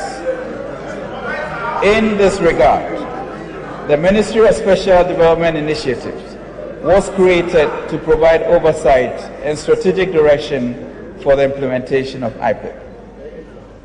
IPEP projects were selected through standardized guidelines in the categories provided below: One Village, One Dam, small business development, agriculture input including equipment, water for all projects, and sanitation projects. A 10-member regional team was constituted for each of the 10 regions to oversee the implementation of the IPEP. The teams conducted constituency infrastructure needs assessment to identify projects in all 275 constituencies that are consistent with government priority areas. The law establishing the 3 development authorities, namely Northern Development Authority, Middle Belt Development Authority, and Coastal Development Authority, has been passed by this Parliament, and we thank you. In addition, Parliament also passed a law establishing the Zongo Development Fund, and this has been funded in the 2018 budget.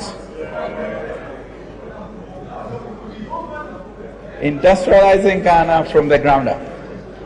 One district, one factory. One district, one factory program was launched by the President on 25th August 2017. The Ministry of Trade and Industry completed technical, financial, and commercial viability analysis of 462 proposals, out of which 191, covering 102 districts, were selected for implementation. It is envisaged that these 191 district enterprise projects will collectively generate over 250,000 direct and indirect jobs. 191 projects have been appraised and selected for implementation. 104 of these companies will be operating in the agribusiness sector, 20 in the meat and poultry sector, 40 in the construction and building materials subsector, and the remaining 27 businesses in the cosmetics and pharmaceutical sectors. The regional breakdown of the companies are 35 in Ashanti, 19 in Brown Hartford, 21 in Central, 34 in Eastern, 28 in Greater Accra, 17 in Northern, 4 in Upper East, 5 in Upper West, 10 in Western, and 18 in Volta. In 2018, government will allocate a minimum of 2 million cedis to each district for the implementation of the 1D1F. And by this, challenging the local authorities in the various districts, together with the private sector, to take full advantage of these funds. A stimulus program was designed to support viable existing local companies that are currently distressed or are facing operational challenges but are deemed viable. To date, over 350 applications from business operators have been received. Out of it, 80 were assessed to be eligible for support in the first phase of the program.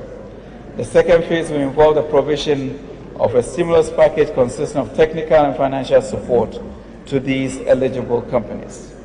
These beneficiary firms operate in the following sectors, including agribusiness, chemicals and pharmaceuticals, electrical and electronics, garment and textiles, building materials, plastics and packaging, and services.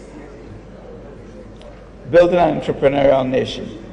Government engaged a private sector implementation partner to manage a $10 million National Entrepreneurship and Innovation Program, NEIP, and to raise additional funding from the private sector. This program was launched by the President on 25th August 2017. The Ministry for Special Development Initiatives advertised and received 5,500 applications from young Ghanaian entrepreneurs. These applications are being vetted, and successful entrepreneurs will receive business advisory services. About 500 of these will receive financial support in addition.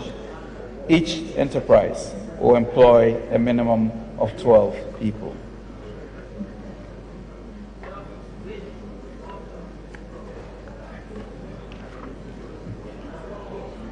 Mr. Speaker, government implemented the much-awaited National Digital Addressing System on October 18, 2017 to help formalize the economy. In 2018, government through Ghana Post will develop postal codes to feed into the National Identification System. About 4,000 national service personnel will be engaged to emboss digital addresses on all landed properties nationwide. 4,000 jobs, Mr. Speaker, will be created in this area.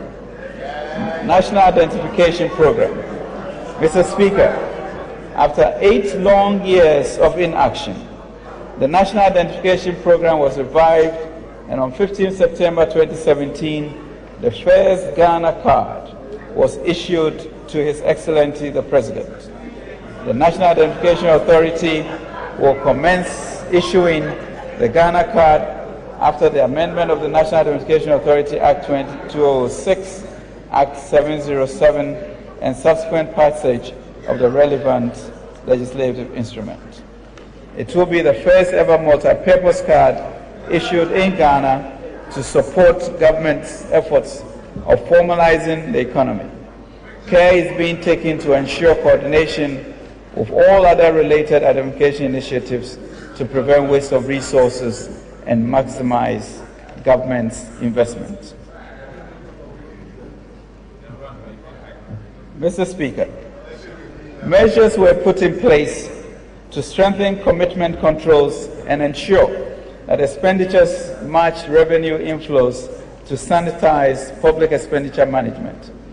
Government is committed to enforcing the PFM Act to this end.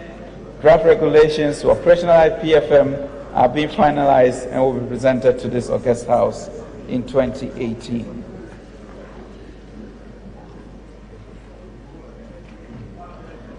Mr. Speaker, the next phase of the TSA implementation will be to extend the transfer of Government of Ghana's bank accounts or commercial banks to cover donor funds of MDAs, as well as the bank accounts of subvented agencies such as universities and other institutions. This will be an important step for consideration in view of managing government's cash position efficiently. Mr. Speaker, a maiden 15-year domestic bond was issued to lengthen the maturity profile of public debt. The domestic debt reprofiling exercise, which contributed to improving the debt mix and lower domestic interest payments, will be continued.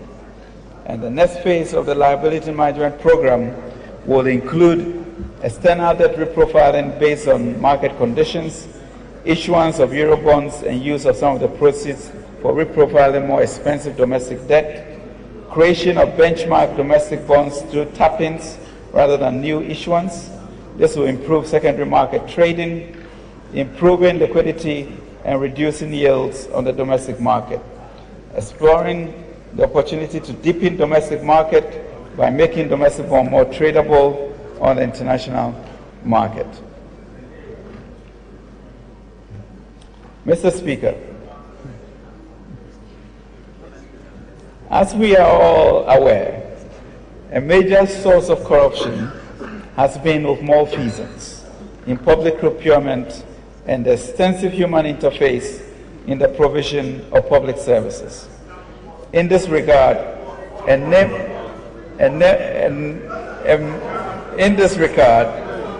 of major interventions have been undertaken, including but not limited to the following: enhance oversight responsibility for public procurement with appointment of a Minister of State for Public Procurement, the introduction of e-procurement by the Public Procurement Authority, implementation of a paperless system at ports, implementation of smart vehicle registration and driver's license by DVLA, enhanced investigation of corruption in the public service by the Office of the Auditor General, EOCO, National Security, and other state investigative institutions.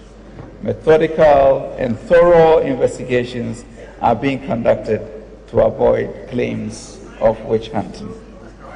The Office of the Special Prosecutor is getting ready to crack the whip of justice.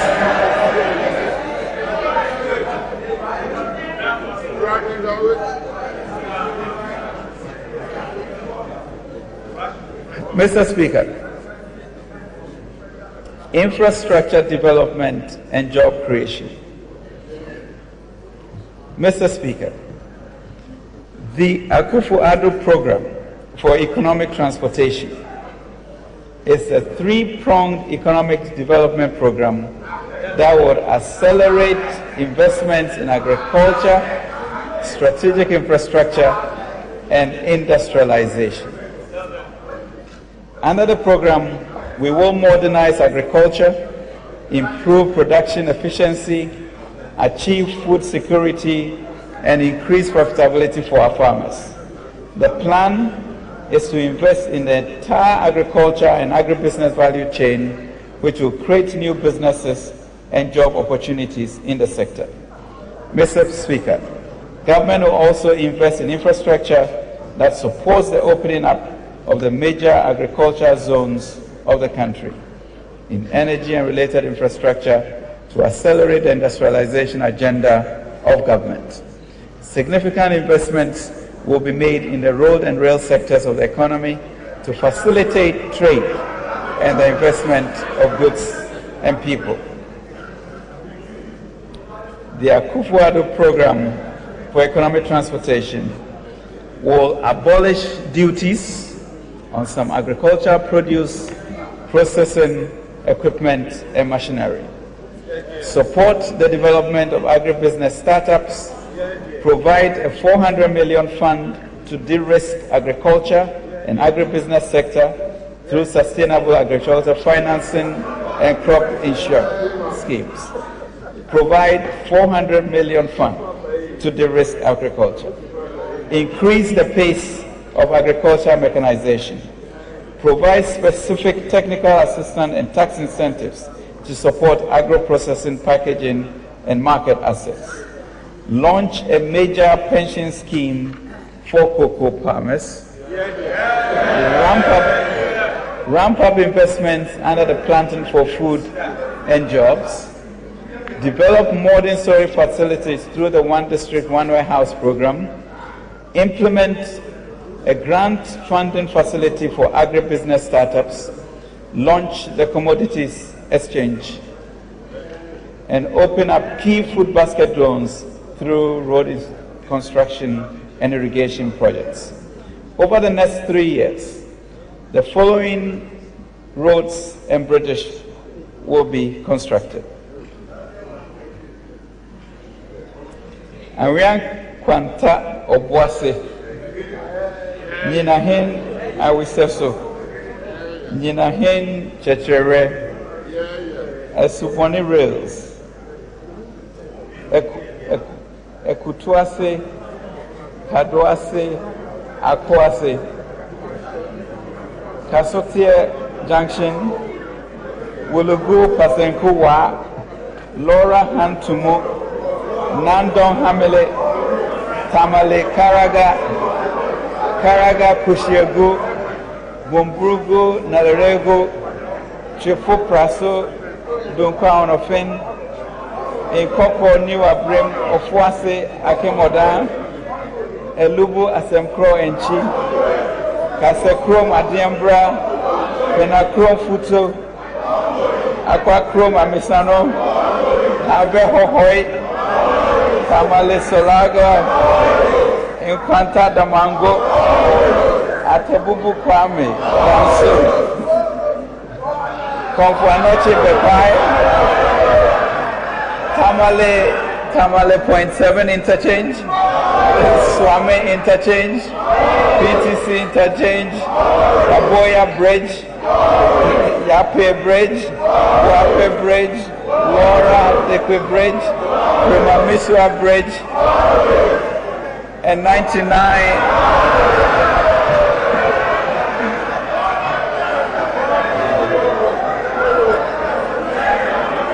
And, Mr. Speaker, 99 steel bridges. Mr. Speaker, 99 steel bridges. Mr. Speaker, in line with our public investment management policy, we will develop the public investment management reform strategy and action plan and establish a functional public investment management system. In furtherance of this, government will enhance the role of the private sector in the provision of infrastructure through PPPs. A new PPP bill has been prepared and will be submitted to Cabinet for approval, and once passed by Parliament, it will be followed by the relevant regulations. In the interim, government has attracted investor interest in the rail sector. The Western Rail Line Takoradi to Kumasi, the Eastern Rail Line Accra to Kumasi, the Central Rail Line Kumasi to Paga, Accra City Rail, Kumasi City Rail, Hualugu Multi-Purpose Dam and Solar Hybrid Project, Accra Kumasi Highway, Volta Lake Transportation Project. Mr. Speaker, an integrated bauxite and aluminium development project with aluminium refineries at Ninahin and Chebi. Mr. Speaker, we are introducing a Nation Builders Corps. A Nation Builders Corps. Mr. Speaker, the most critical economic problem of our time is youth unemployment, and in particular, graduate unemployment.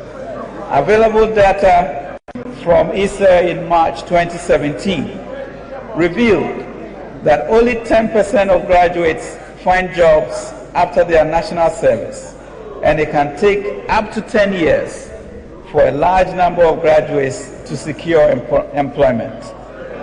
This is due to varied challenges that range from the lack of employable skills, unavailability of funding capital for entrepreneurship, as well as low capacity of industry to absorb the huge numbers. We must, Mr. Speaker, reverse this trend. Mr. Speaker, we note that several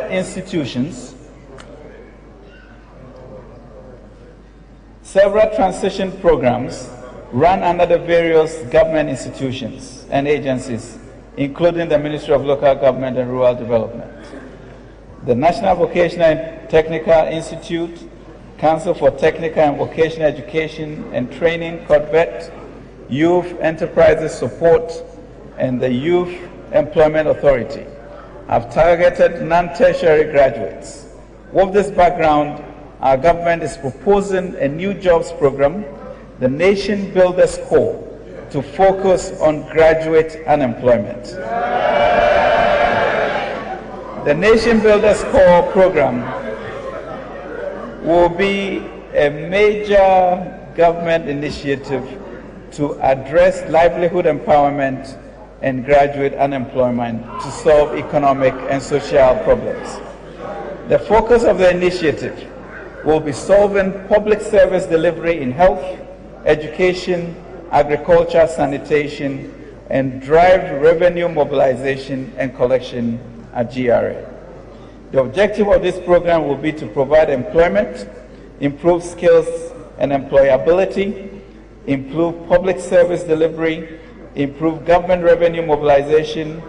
Under the Nation's Builders Corps program, graduates will be trained, equipped with the necessary work tools, and deployed around the country to be engaged as graduate teachers in a Teach Ghana program focused on science, technology, engineering, and mathematics, and other relevant subjects in primary and secondary schools across the country.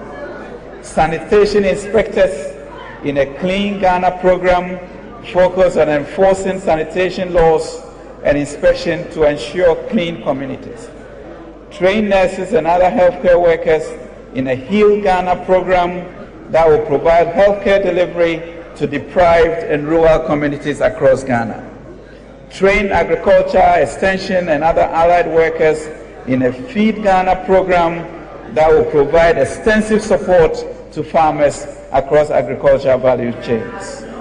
Tertiary graduates in a Revenue Ghana program will mobilize the youth to collect taxes that have been difficult to mobilize and enforce collection for the development of Ghana. Mr. Speaker, the Nation Builders Corps program will hire 100,000 graduates in 2018. To be 100,000 graduates in 2018.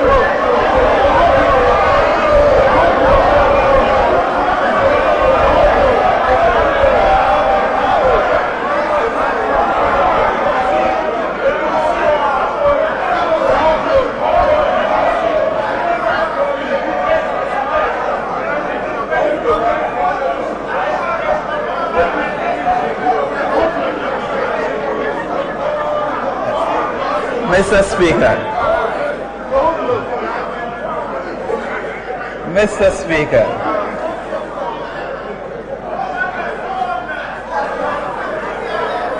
Mr. Speaker, Mr. Speaker, we are confronted, Mr. Speaker, with only 10% of our graduates finding jobs, and it taking sometimes over 10 years for them to be placed in secure employment. Mr. Speaker, the Nation Builders Corps will make a significant dent in hiring 100,000 graduates in 2018 to be posted in these various areas. It will be housed under the Office of the President as a special initiative.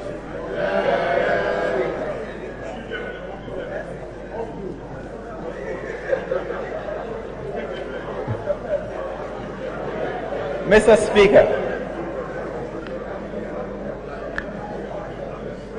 Mr. Speaker, our faith-based organizations of all religions are a significant part of our economic and social construct. Indeed, Mr. Speaker, across the length and breadth of our country, our faith-based institutions have more than 30,000 branch network. They have more visible presence than any state institution. Every hamlet has a faith-based institution of one form or the other. It is our considered view, Mr. Speaker, that engaging the faith-based institutions in viable economic ventures, teaming up the faith-based institutions with the business community and government to create economic ventures will be an effective way to expedite business development and job creation, especially for the youth. Mr. Speaker, faith-based institutions have the most effective transmission mechanism to reach into every corner of our society, and it is unfortunate that government has not taken time to come into a partnership with them to deliver critical social services in education, health and water, but also to support provision of skills, entrepreneurial training for the youth, and the establishment of commercial enterprises.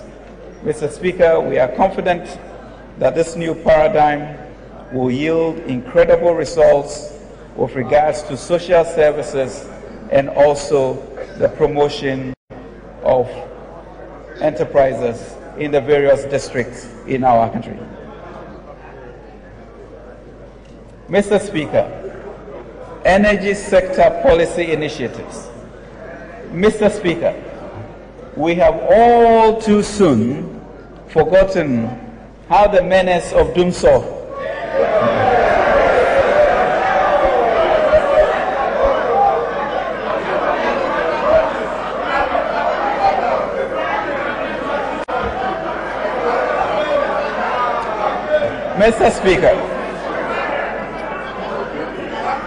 Mr. Speaker, we have all too soon forgotten how the menace of Dunso from 2012 to 2016 crippled the economy. It contributed to the lowest growth rate recorded in the past decade the loss of jobs, reduced economic output, and the loss of consumer and investor confidence in the economy.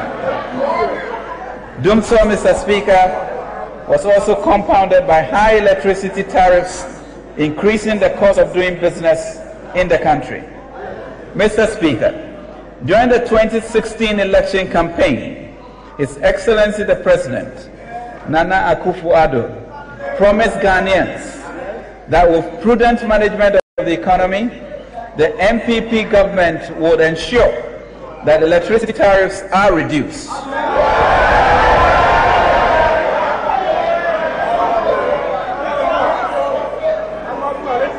Mr. Speaker,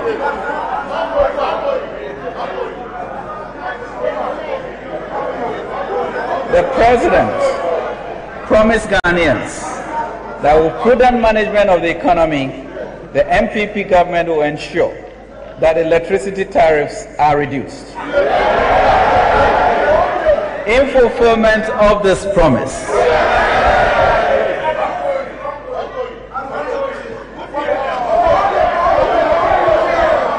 Government, Mr. Speaker, has reviewed the tariff setting methodology and cost structure of power production.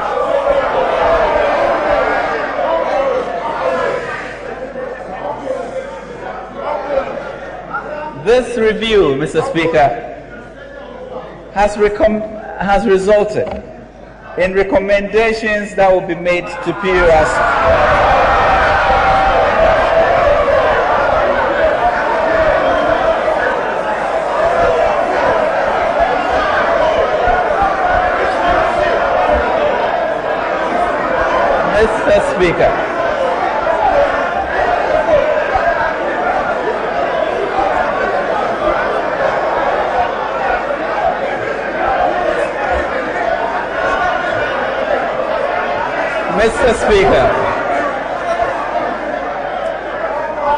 Mr. Speaker, order. This review has resulted in recommendations that will be made to the PURC for consideration as per the law.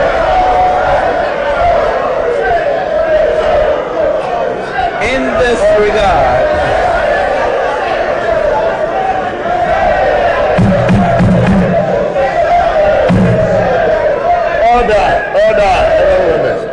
Order, Mr. Speaker. Order. In 2018, efforts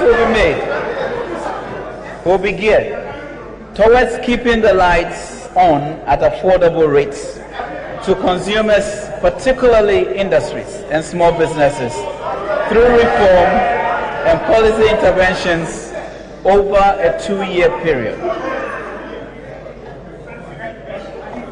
The electricity tariff structure will be realigned with government's developmental goals of industrial transformation, growth, and job creation.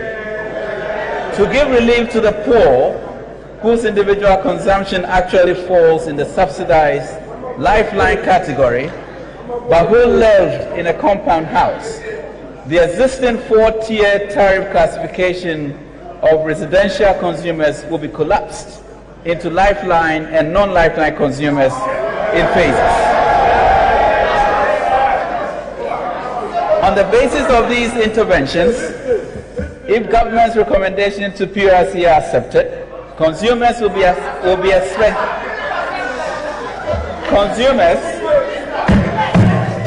expected to benefit. Honorable members, there will be order. On the basis of these interventions, every unparliamentary language, particularly, will be dealt with. There will be order. Honorable Minister, you continue.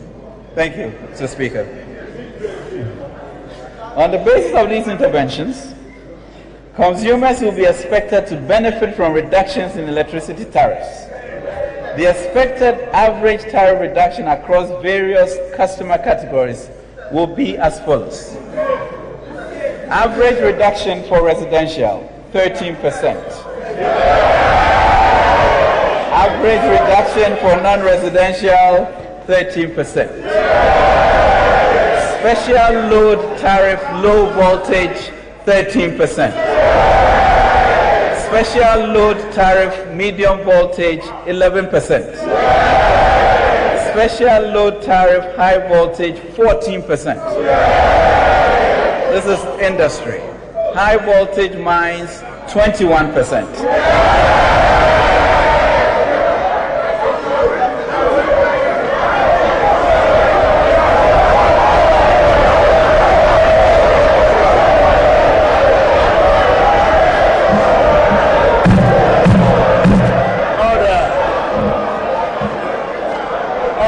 Members, order.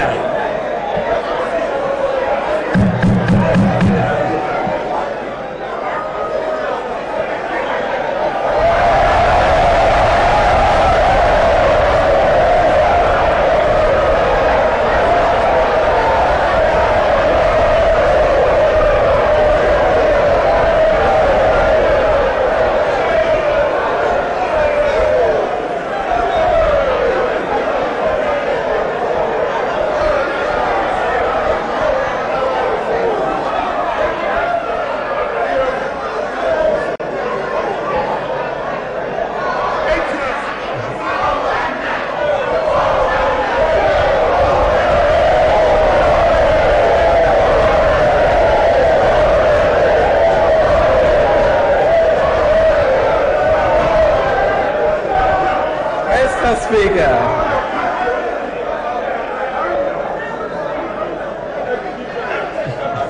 Honorable Minister. Mr. Speaker. Mr. Speaker.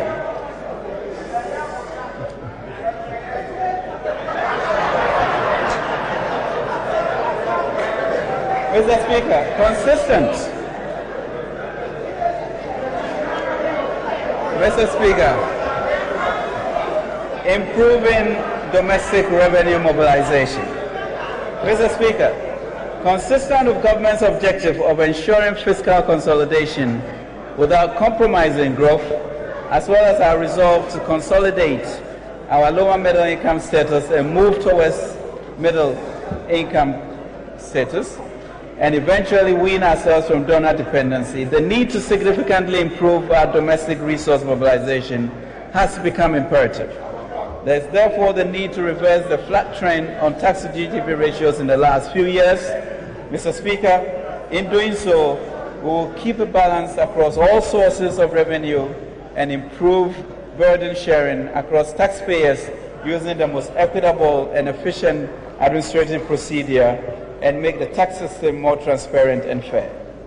Against the background, government will embark on the following measures to improve domestic resource mobilization. Create fiscal space by reducing budget rigidities. In this light, earmark funds capping realignment act that was passed last year to free resources for priority programs. Broaden the tax base to rope in more taxpayers into the tax net. The implementation of the national ID will be helpful. Improve tax compliance through the review of suspense regimes, special orders, use of fiscal electronic devices, implementation of the excise tax stamps, and the implementation of common reporting standard for exchange of information, among others. Strengthen the design and administration of property taxes, rationalize taxation of the mining sector. We intend to preserve tackling discretionary. Examine, Mr. Speaker, order. Examine the design of our VAT systems and address any significant policy shortcomings that might be identified. Overhaul, Mr. Speaker, overhaul the exemption system to curtail large revenue losses which occur due to special regimes, reduced tax rates, and other exemptions which do not serve social or economic purpose and are exploited by insiders. Mr. Speaker, as these policy changes require careful study and preparations, we plan to come back to this august House in the course of 2028 to make additional proposals to make the requisite proposals for enactment of the appropriate laws to pave way for implementation. Mr. Speaker, government strategy to shift the focus of economic policy from taxation to production must necessarily come with greater need to broaden the tax base and ensure compliance. That's the only way to spread the national tax burden evenly across the population and lessen the tax burden on compliant taxpayers. Accordingly, in 2018, the following tax compliance measures, among others, will be applied with greater urgency. Reform of the customs suspense and transit regimes. The customs suspense regime permits importers to suspend payment of import duties because the imports are to be kept in bonded warehouses. There is evidence that these trade facilitation arrangements are being abused. To remedy this and reduce the risk to revenue, importers will be required to submit letters of credit, guarantees, or insurance cover from participating accredited financial institutions before their goods are warehoused. The duties paid on goods removed from the warehouses will be set off against the financial instrument. Further to this new policy, current defaulters will be required to settle all their arrears, including penalties, before they will be permitted to warehouse additional goods. The transit regime permits the clearing of transit goods without payment of duty. Modalities will be developed to ensure that transit importers pay the duties on imports in Ghana, which will be transferred to the designated destination country. Deployment of fiscal electronic device. The frequent audit of businesses has been a source of concern for the business community. In response to these concerns, government in 2018 will deploy fiscal electronic device to VAT-registered businesses. This will have the effect of VAT compliance and record keeping. Improving property tax collection. The Constitution enjoins MMDAs, Mr. Speaker, to mobilize revenue for provision of services. A major source of revenue is property tax, collection of which is low due to insufficient valuation capacity and the high cost of valuation. To enhance efficiency, both in the valuation of properties and revenue collection process from this source, in 2018, GRA will collaborate with the Ministry of Local Government and Rural Development to support the MMDAs in the assessment and collection of property taxes. Mr. Speaker, in the 2017 budget statement and economic policy, government stated its intention to use tax policy as a tool to stimulate investment and to shape economic behavior. In furtherance of this objective, the following policies will be introduced in 2018. 1. Taxes. The collection of property tax breaks to help position Ghana as a higher education hub. The education sector represents a high growth potential with multiplier effects on the economy, as confirmed by a recent country private sector diagnostic study by the World Bank Group. This is also borne out by the rapid growth in privately owned and managed universities, as well as in the inward flow of students from the West Africa region and Africa.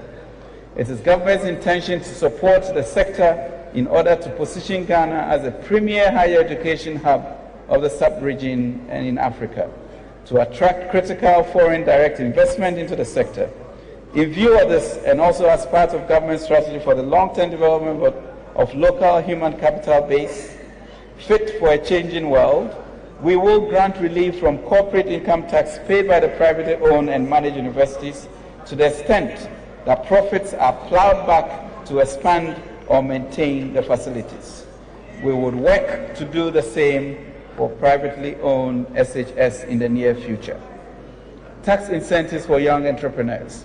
As a further commitment to creating a supportive ecosystem for young Ghanaian entrepreneurs of age 35 years and below who start their own businesses, government will, through the National Entrepreneurship and Innovation Plan, grant tax holidays based on the number of persons employed by a startup or early stage business.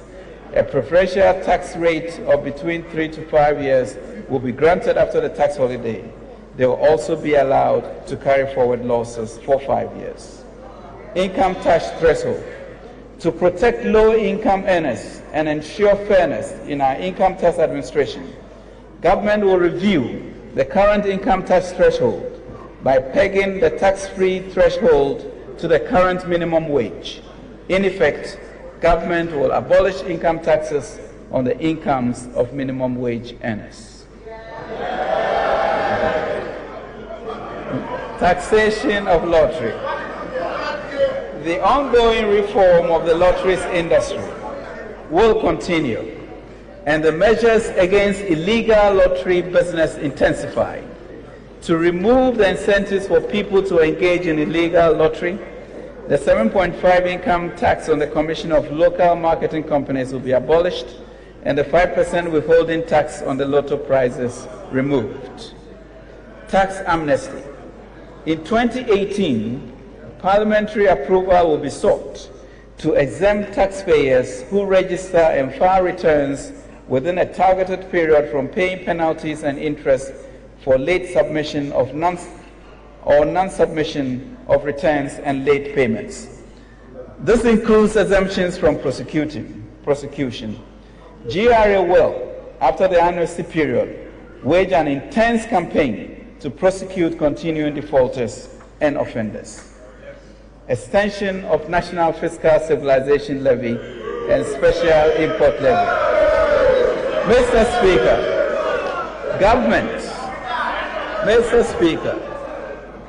government continues to remove and reduce taxes both in 2017 and 2018 to support businesses and provide relief to individuals. Government is still committed to carrying out social interventions to improve the well-being of her citizens, especially the poor and the vulnerable. As such, Mr. Speaker, some tax handles have to be maintained in the short term as we make efforts to improve compliance. In this regard, the National Fiscal Stabilization Levy and the Special Import Levy will be extended to the end 2019. Financial sector initiatives. Mr. Speaker, a strong and an efficient financial sector is fundamental to realizing Ghana beyond aid. This requires innovative and long-term financing instruments to support economic development for higher productivity, jobs, and inclusive growth. Mr. Speaker, to achieve this, Ghana will design the requisite financial architecture that is capable of mobilizing resources to help rapidly advance our country's development through the following. Mr. Speaker, we will launch a national development bank with the capacity to mobilize private capital towards agriculture and industrial transformation, among others. Government has set up a task force to develop a roadmap for its establishment. The expectation, Mr. Speaker, is to capitalize it with $500 million. Mr. Speaker, we will restructure the Ghana Infrastructure Investment Fund, GIF, with the capability to mobilize foreign private capital for critical infrastructure development using a private sector model. Mr. Speaker, we intend to enhance the capacity of the Ghana Exim Bank to support agriculture and industrialization for export. Mr. Speaker, the financial sector of our country remains heavily dominated by banks. The total banking sector assets to GDP ratio as of September is 50%. This is whilst that of the stock exchange to GDP ratio is 30%. Total corporate debt to GDP ratio is 36%. Mr. Speaker, all of this has to change to create a vibrant financial services sector to support our industrialization. Mr. Speaker, in effect, though, access to long-term funds by the private sector is not sufficient to drive accelerated economic growth of the country. To address this challenge, government will strengthen the pensions, insurance, and securities industries, which are the key agents of providing long-term capital for the economy. Mr. Speaker, the following specific reforms will aim to address some of these challenges in 2018. National pensions, insurance, and securities industry reform. Initiate reforms to the investment guidelines of pensions, insurance, and collective investment schemes to enable them support capital market growth. This reform will encourage banks to issue fixed income securities through the capital market instead of private placement in fixed deposits. Additionally, pensions and insurance firms will be encouraged to invest in private equity, real estate investment trusts, etc. National Informal Sector Pension Scheme. Mr. Speaker, the Cocoa Board Law 1984, Section 26, enjoined the Board of Directors of the Ghana Cocoa Board to establish a contributory pension scheme for the nation's cocoa, coffee, and shea nut farmers. In this regard, government has started a process of setting up a broader informal sector pension scheme under the third tier of the National Pension Scheme to cover cocoa farmers, amongst others. The framework to operationalize the scheme will be developed in 2018. Mr. Speaker, this scheme will complement the effort of private sector corporate trustees to provide social protection for a large segment of Ghanaians who are in the informal sector, especially our hard-working cocoa farmers. Establishment of an agriculture commodities exchange. Mr. Speaker, work on setting up the Ghana Commodity Exchange and warehouse receipt system has been ongoing for a decade. The exchange is expected to enable easy access to markets, fair pricing for smallholder farmers, and formalize informal agriculture trading activities. Government's priority is to operationalize the commodity exchange in 2018 to support agricultural transformation, including the planting for food and jobs. Mr. Speaker, development of housing and mortgage finance industry. Mr. Speaker, developing a vibrant mortgage and housing finance market is key for social equity and economic development and job creation. To support private sector efforts in expanding access to housing, the Ministry of Finance will partner with banks, pension trustees, and securities market players to start a process of developing and deepening the local mortgage and housing finance market to offer affordable mortgages at subsidized interest rate beginning of public sector workers. The policy objective is to reduce the cost of local currency mortgages offered by banks and to encourage the use of technology to lower the cost of housing by the private sector. This is expected to contribute to the reduction of Ghana's housing deficits, which currently stands at 1.7 million. Positioning Ghana as a regional financial services hub. Over the past decades, Ghana has positioned itself as a pillar of stability in the sub-region, with relatively strong institutions and entrenched democracy. Government intends to capitalize on the success by positioning Ghana as a regional financial services hub. Mr. Speaker, positioning Ghana as an international financial services center is intended to make Ghana the preferred headquarters for all international banks operating in the sub-region and in Africa. Ghana also becoming the hub for the financial technology and payment systems for the region. The hub is also intended to host the international private equity and venture capital firms to support entrepreneurship and access to long-term capital by the private sector in the sub-region. Mr. Speaker, a special task force will be set up to provide government with a strategy and framework for the establishment of Ghana as a regional financial services hub. Mr. Speaker, provision of health services is essential for a productive economy. The National Health Insurance Scheme exists to ensure that citizens obtain quality health care at all times. Mental health is also of paramount importance to government. Studies have indicated that the current revenue sources do not guarantee the sustainability of the fund, given that enrollment to the scheme has increased over the years. To ensure sustainability of the scheme, there's the need to review the sources of funding to increase the revenue flow into the fund. We will consult the relevant stakeholders and make proposals based on such consultations. Voluntary Education Fund. Mr. Speaker, with the successful launch of free SHS, government has received proposals from the public, several of which encourage the establishment of a fund to receive voluntary contribution to support education.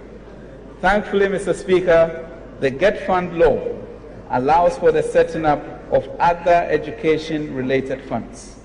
In 2018, the Ministry will work with GET Fund to set up these education funds to enable Ghanaians make voluntary contributions to support educational institutions and also facilitate stakeholder ownerships in strong senior high school institutions.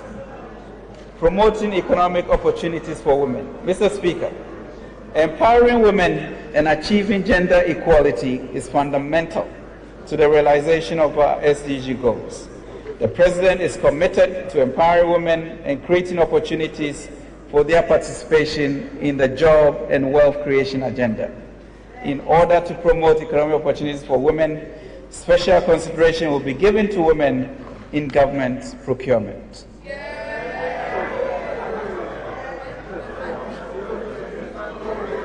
Mr.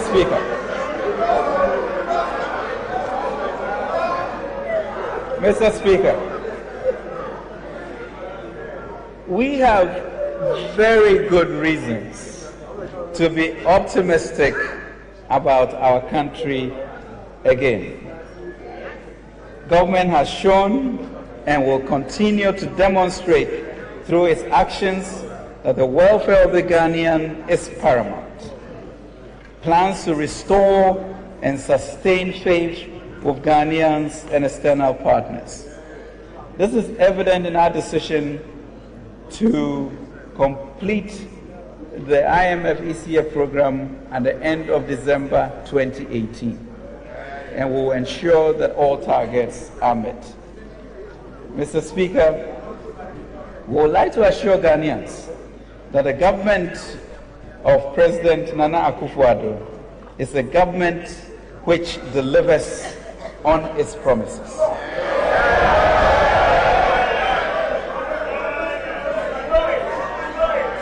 Mr. Speaker, we would like to assure Ghanaians that the government of President Nana Akufo-Addo delivers on its promises. We promised to implement a free senior high school policy, and we have delivered. We promised to restore nursing training allowances, and we have. We promised to restore teacher training allowances, and we have. We promised to end doomsday, and we have.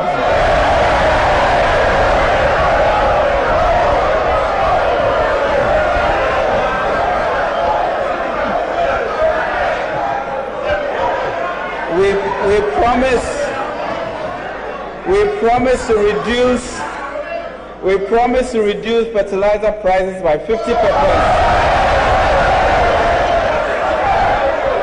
And we have delivered.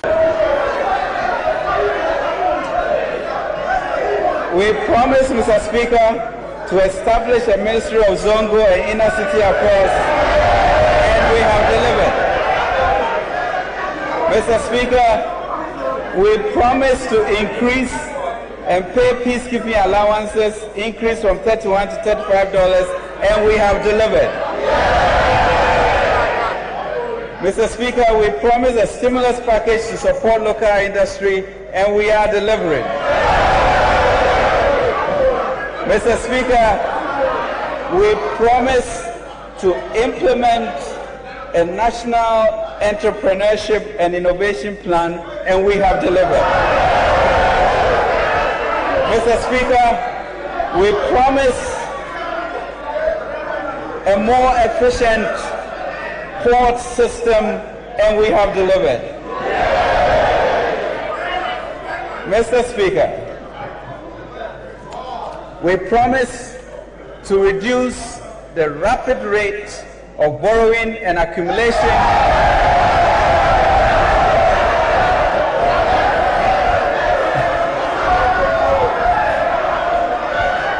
Mr. Speaker, we promise to reduce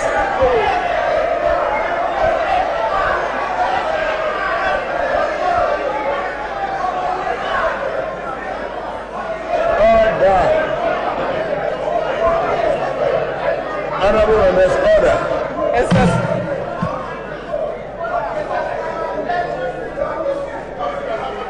Mr. Speaker, we promise to restore economic growth, and we have delivered.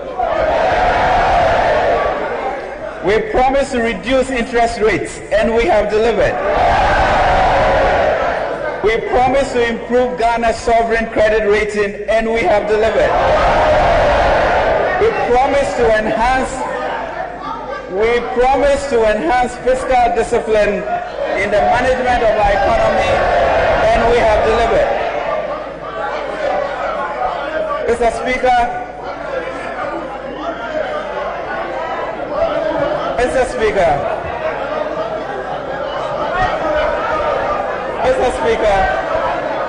we promise. Mr. Speaker. Order, honorable members. Mr. Speaker. Honorable members, order. Mr. Speaker, we promise to reduce taxes, and we have delivered. Mr. Speaker, we promise to stay current on its statutory obligations like NHIS, DACF, Get Funds, SNIT, and we are delivering. Mr. Speaker, we promise a national digital property address system, and we are delivering.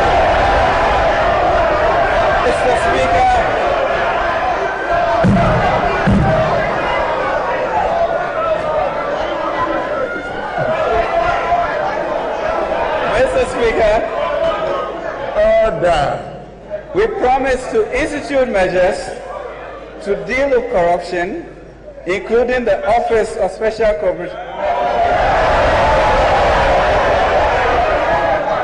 Mr. Speaker, including the Office of Special Prosecutor, and they have delivered. Mr. Speaker,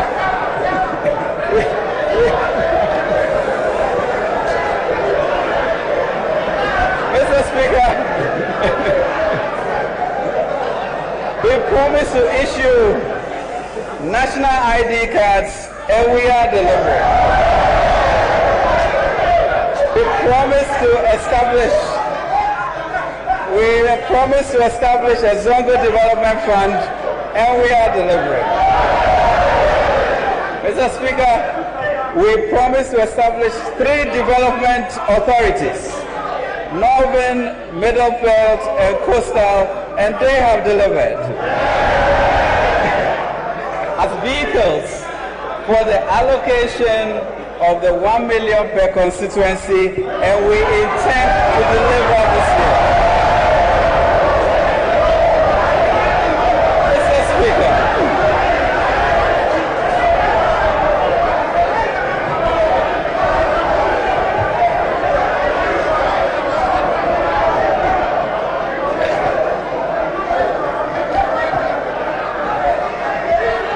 Mr. Speaker. Order. Honorable members who are getting on their feet.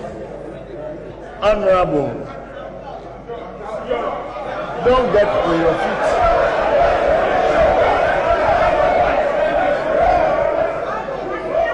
Honorable members, it is most unparliamentary for me to see members on their feet in that manner.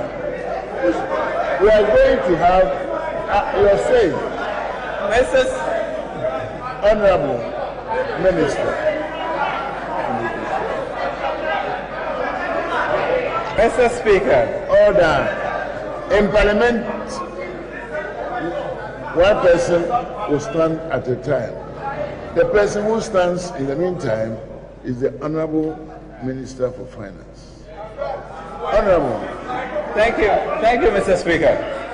Mr. Speaker, we promised to revive the collapsed railway sector, and we are delivering. Mr. Speaker, we promise,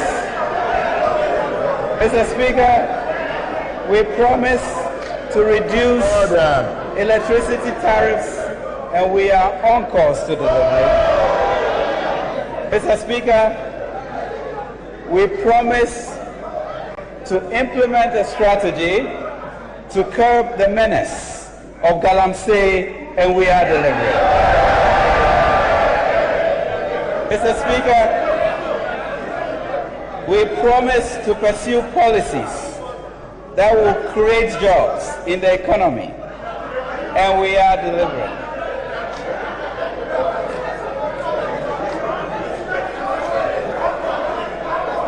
Mr. Speaker,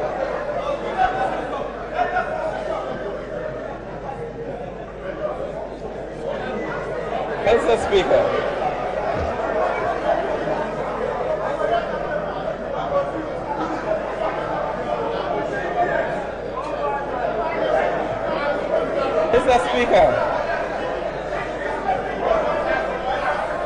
Mr. Speaker, Order. Mr. Speaker, we have fulfilled our promises. Mr. Speaker, in my debut appearance in this august house, my backbencher friends across the aisle traded Bible quotations with me. As I invoked the miracle of Jesus feeding the 5,000 with 5 loaves of bread, Matthew 13, they responded, Mr. Speaker, with Philippians 4:19, that my God will meet all your needs according to the riches of his glory in Christ Jesus. 4:19. Mr. Speaker, with the little, Mr. Speaker, with the little we inherited from the Mahama government, our performance these 10 months are indeed nothing less. Mr. Speaker, with the little we inherited from the Mahama government, our performance these 10 months are indeed nothing less than a miracle. Nothing less than a miracle. As evidenced by the blessings and achievements I've just enumerated. I can only add, Mr. Speaker, that the combination of Philippians 4:19 and Matthew 13, hard work and obedience, have greatly benefited our dear country. Mr. Speaker, going forward, as I mentioned, this budget is about putting Ghana back to work. And in as much as we have delivered this year, by the grace of God, we will massively deliver on jobs this year. Mr. Speaker, planting for food and jobs, 700 million. Stimulus package for industrialization, 236 million. Zongo Development Fund, 100 million. Development Authorities, 1.26 billion.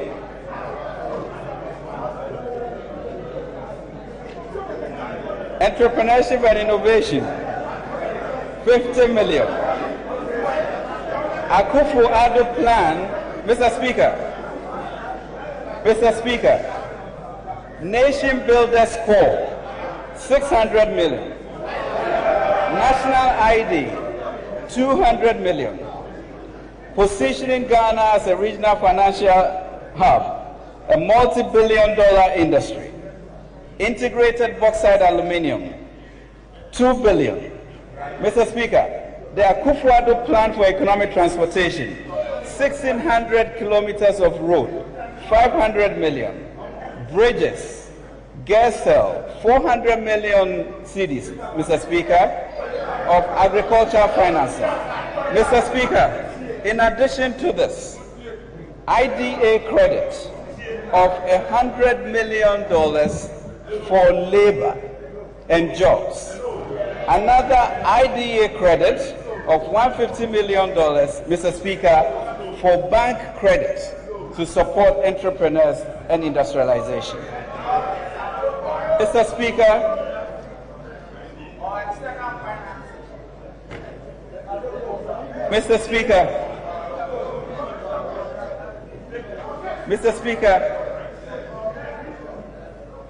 I would just like to state, Mr. Speaker, that jobs are here. Adwuma River, Mr. Speaker. And Mr. Speaker, with your kind permission, I would like, Mr. Speaker, to present to you the Adwuma budget. Thank you, Mr. Speaker.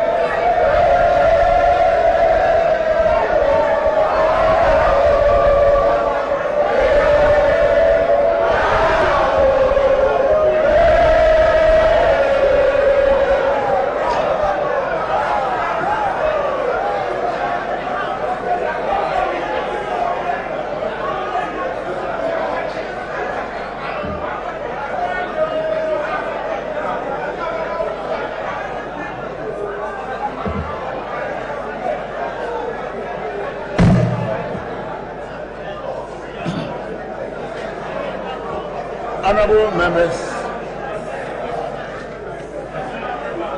in accordance with Standing Order 4140, Sub 3, and within such time that the Business Committee may determine,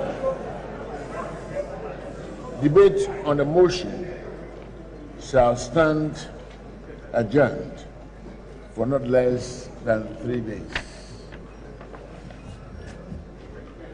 I direct that part of the budget which relates to the ministries or constitutional bodies shall stand referred to the responsible committees on the matter for consideration and subsequent report, according to Order 140, Sub 4.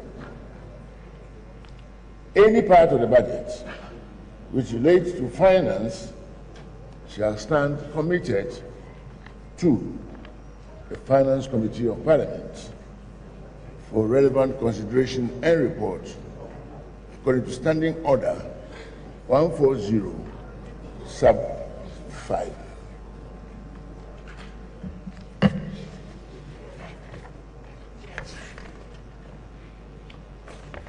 Honorable Majority Leader.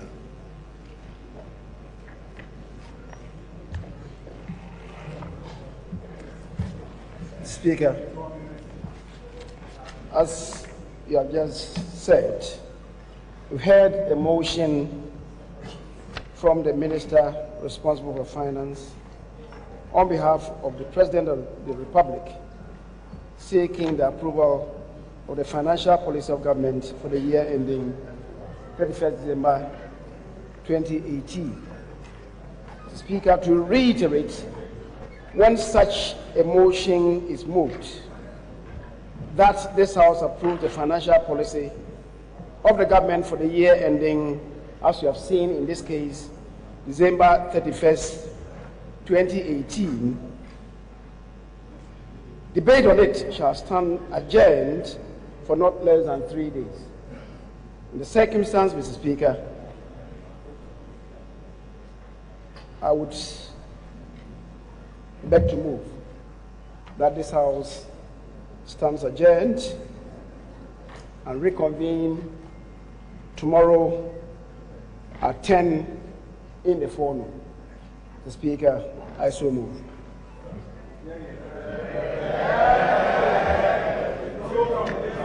Order. Order. Honorable Minority Leader.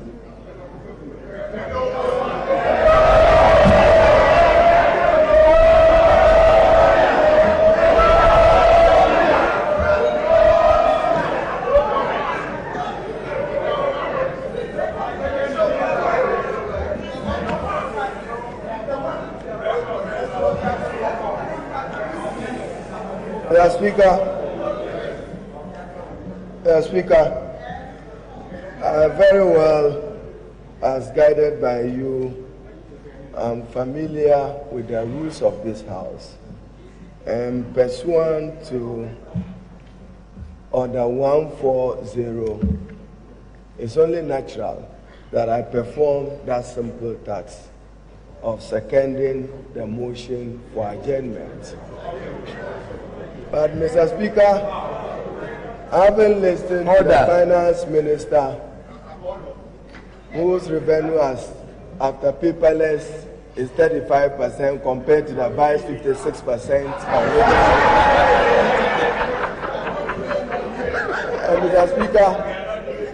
Mr. Speaker, we have heard his shopping list of realizable and unrealizable pledges and promises. A challenge weight bill with additional 100,000 jobs for graduates. Very welcome.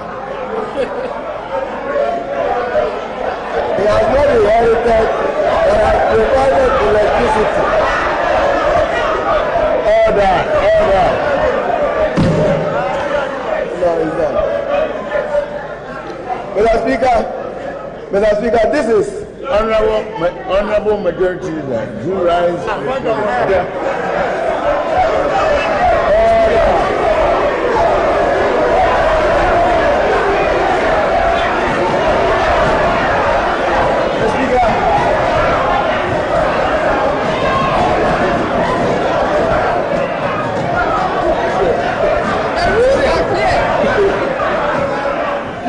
The rules are clear.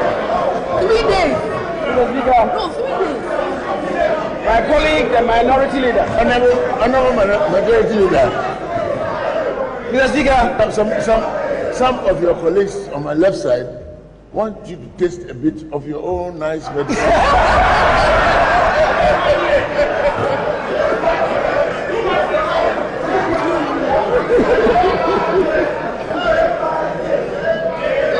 Mr. Speaker, I'm familiar with the chorus. The Minority Leader started by saying that he's familiar with the rules of the House. And indeed, Mr. Speaker, I'll draw his attention to relevance. When a motion has been moved because he started by saying that he's aware of the rules of the House. So may I draw his attention to the relevance of this task that he is engaging in. If he wants to second the motion, may he be invited to second the motion. If he is not minded to second the motion, Mr. Speaker, there are others in the House who are minded and purpose to do that. As for the debate, Mr. Speaker, we are ever ready to debate. And Mr. Speaker, let me assure that it will not be on committee, it will be on relevance and substance.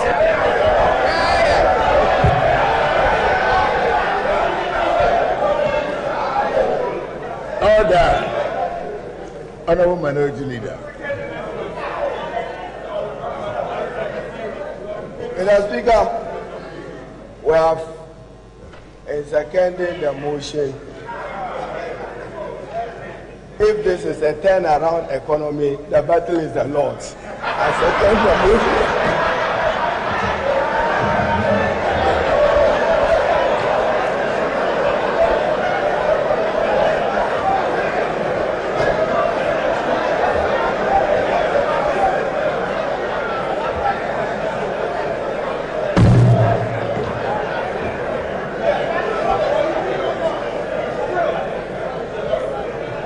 Honorable members, the motion for adjournment has been moved and seconded.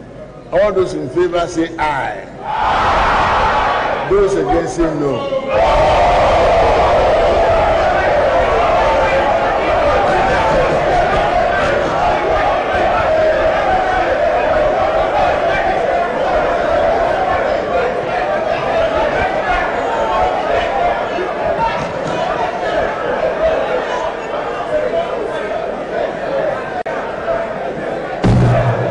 The ayes have it,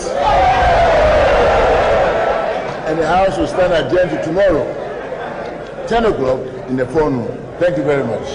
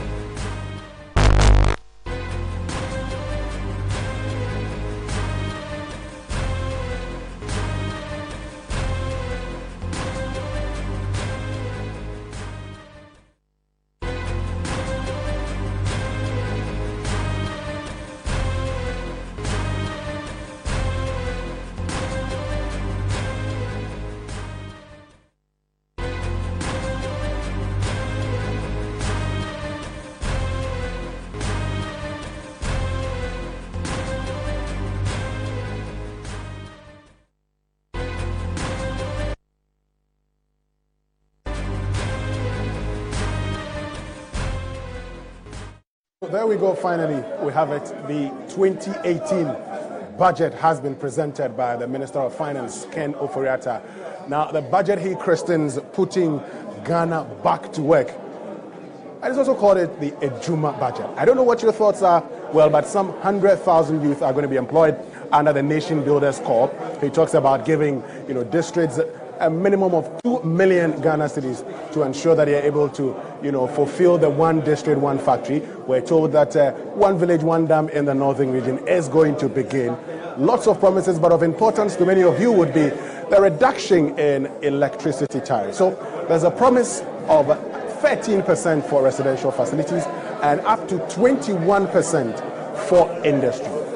That is what we are talking about, and that is the presentation of the 2018 budget statement and its Media General's live coverage of the 2018 budget statement as presented by Finance Minister Ken Ofeto. Very soon we'll be getting, reactions from the experts. We'll also get reactions from, members of Parliament. But before we get on to the members of Parliament, I still have Professor Kudjo Usi here with me. Professor Kudjo Usi, so briefly, what's your assessment of the 2018 budget statement before we move on to the members of Parliament?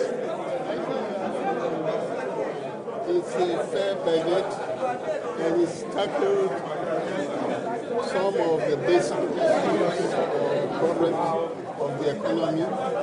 I was particularly interested in the fact that the growth rate was as high as 7.8%. Yeah, but that's real GDP together with oil GDP. So let's focus on the non-oil GDP. That's something that we can basically relate with. GDP even was about 5.8%. 4% for the non-oil GDP. And I think that one is also significant. What I like about the whole thing is that now the interpretation of the budget will be straightforward. In the previous government, they will tell us that life is getting better, but then the growth rate will be falling from 14.1 to 8.7. So is this the budget that would put Ghana back to work? Oh yes, I think that the prospects are there, and what should be done with the work is that I think the statistical service should be provided with all the funds and all the resources for them to establish database in the labor statistics, because the labor statistics are not there. So most of these seem to be figures which have been given out. But if we have the labor statistics... Do you doubt the figures? No, I don't doubt the figures. But you say there are no labor statistics? And so? No, I think the labor statistics next year will show us how employment grew in the other sectors. So maybe we hold on our celebration until we're able to see the statistics. Yes. Well, Professor Kudjo, thank you. I'll get back to you. I've also been joined by Member of Parliament for Adwuma South, Alfred Okuvanda, a Member of Parliament for Tamale North, Alasan. Honourable members, good afternoon to you, and thank you very much for joining us. Now, starting off with you, Honourable Okuvanda, do you believe this is the budget to put Ghana back at work? Speak into the microphone. I think that to say that this is a budget to put Ghana back to work is very deceitful and insulting. Why? Because Ghana has been working. The police officers of this country have been working. The nurses and doctors of this country have been getting up, breaking their back every day, working for Mother Ghana. The economy hasn't been working. Well, so if you say that you want to improve the economy, then tell us this is a budget that will improve the economy. Is that not the whole idea? No, please. No. That is unacceptable. This is government financial policy and budget statement. No, please. So let's contextualize it. Yes, so please, when you say that you are putting Ghana back to work, okay, fine. Let's stay that with them. Yes. If you say you're putting Ghana back to work and you have unfulfilled promises hanging over your head, unfulfilled promises. What are those unfulfilled promises? Oh, please. Look, let's start with a very realistic one. Yes. About the schools. That is the students. Free SHS. Free SHS. How is that unfulfilled? It was supposed to be universal free SHS. In the manifesto. That is not in the budget statement. The campaign promise. We're talking about budget statement. No, when the minister came here to present that budget, he said that free SHS will be fulfilled. Well, that is not what he said. Okay, when he came here, he said, and I remember very well because the president had earlier stated in the State of the Nation address that entrance in 2017 would have that. And so the minister made reference to that. Exactly. Let's be fair to our But it never said that. So it is the NPP manifesto, which has a 4-year mandate, and so you would only judge them after 4 years, whether it's universal or move on. So it never said that it will be progressive, as NDC have always said. They resorted to progressive. That's good, one point. Okay. Second point, they have said that, no, this is Wahala. This is Wahala budget. This is 2014. Even though there's a promise of reduction in electricity. Please, look, how can that be fulfilled? You don't believe it will be fulfilled? No, it will not be fulfilled. That's why he said recommendation. and they will come back to say, we recommended it, but the PURC did not pass it. Let me get to Honorable Sweeney. Honorable Sweeney, what's your assessment of the budget also? Well, first of all, I think that it couldn't have been put better than the way the minority leader has put it. If indeed this is a budget that is intended to turn the economy around, then indeed the battle is a lot. Because one thing that you can agree with the finance minister on is the fact that the economy indeed has been turned around. It has been turned around in the wrong direction. Because before 2017 and before the elections of 2016, it was clear that this country was ready for takeoff. And you can speak to any economist anywhere in the world, and they will tell you that for an economy to grow, the first thing you need to do is to ensure that your infrastructure is working well. There's no way you can improve education if you do not have good schools. Okay. There's no way you can improve trade if you do not have good roads. There's no way you can improve health if you do not have good hospitals. And all of that were in line to be executed. Okay. Now you have a finance minister who has presented us with platitudes, rhetorics, and slogans. All right, Honorable Hassan Suhini, Honorable Alfredo Kovandapoy, thank you very much for joining us. I definitely, would have to move on. Thank you very much, you two, for joining us. And you've heard from, Honorable Alfredo Kovandapoy, Member of Parliament for Ablekuma South here in the Greater Accra region. Honorable Hassan Suhini, who is Member of Parliament for Tamale North. Briefly. Yes. I think that definitely introduction of the SHS means that unemployment will go down. I did a study in 2012.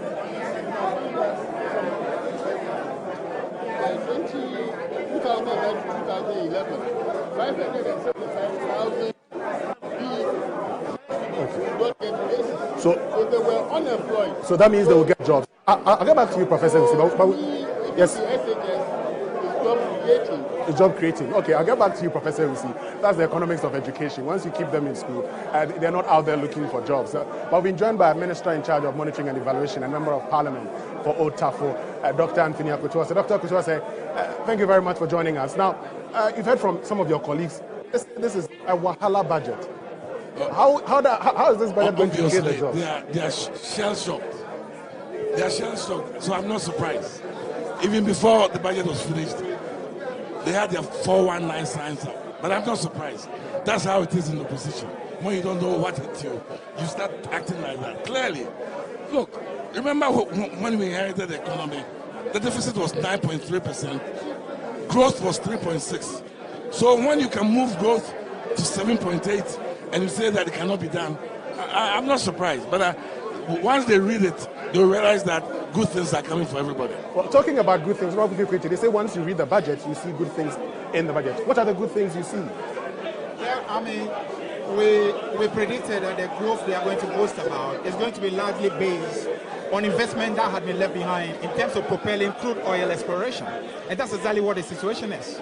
In terms of real non-oil growth, there's really not a change vis-a-vis what happened in 2016. Meanwhile, in 2016, we were having gas supplies issue that actually affected real production. You have those problems resolved by the investment done by the NDC. You still are doing nothing about non-oil growth. You shouldn't really be boasting about growth at all. Hold on, Professor. They say you shouldn't be boasting. I mean, many of the things you talk about are the things they started. Ask them, how come they messed up the IMF program? The reason we are where we are is because they took us off the track. Reckless borrowing and spending. Look at what happened in Kokomo. You have a budget of 1.6 billion and you spend 5 billion. This is all over. That is why we are still struggling, but we know we'll come back and do very well. So we are talking about the same group that back in 2008 left a deficit equivalent of almost 15%. That's false. Left a lot the numbers of are there. No. The numbers were that's there. a lie. In 2009, when we took over, I'll give you a chance to explain. And the budget presented has those figures. It is a lie. So go and check the figures. Why do you say it's a lie? Because the figures don't say that. And what is the figure? 6%. It's not true. In 2009, when we presented the budget to Ghana, we gave the figure, and that figure is go and check. Let's go for. Go and check the first deficit after the rebasing. Hold on, gentlemen. Now, for the sake of our listeners and viewers, let's do this. before the rebasing and after the rebasing. Then we can do the calculation. So before the rebasing, what was it Dr. Kutuo said? No, what rebasing is rebasing.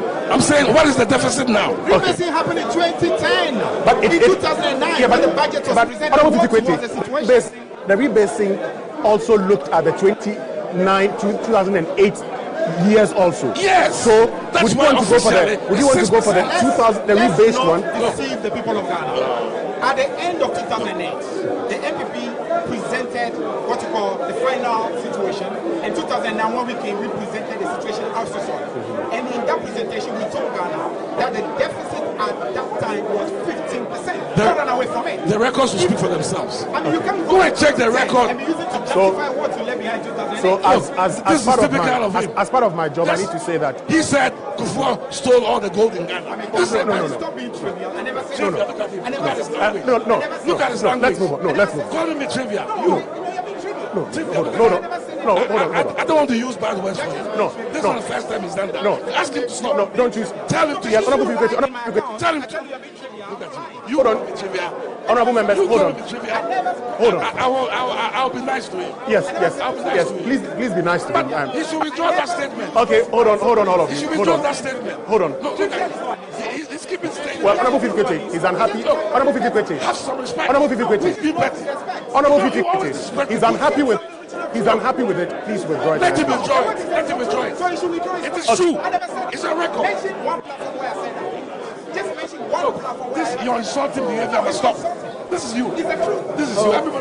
Everybody knows you in Ghana. Okay. Everybody knows you in Ghana. That's your behavior. You go ahead. Yes. And that's why you are in opposition. That's precisely why he's in opposition. That's why he's in opposition. You will be in opposition again. Yeah, we'll see. We'll see. We'll see. You stay there forever. I'm telling you. Let's go on. You stay there forever. Okay, so let's move on. Let's move on. Honorable members, it's okay. Now let's move on. Let me make a point on the growth. Make a point, Professor Usi. The Statistical Service issues the growth rates at three levels. There is the preliminary, there is the revised, and then there is the actual. And my own feeling is that by the time they give the actual, the figure will even be higher. But right now, 7.8. Right now, that is the so number. The figure that we are having now is the preliminary figure. I'll get back to you.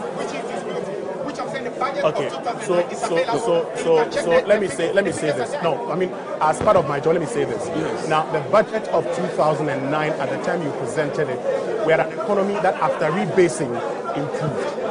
So the point now is that if we admit that the country grew more than 8% in 2008, as a result of the rebasing of the economy, and that made Ghana a middle-income country, we might as well want to use the figures that came out after the rebasing to do the analysis. No.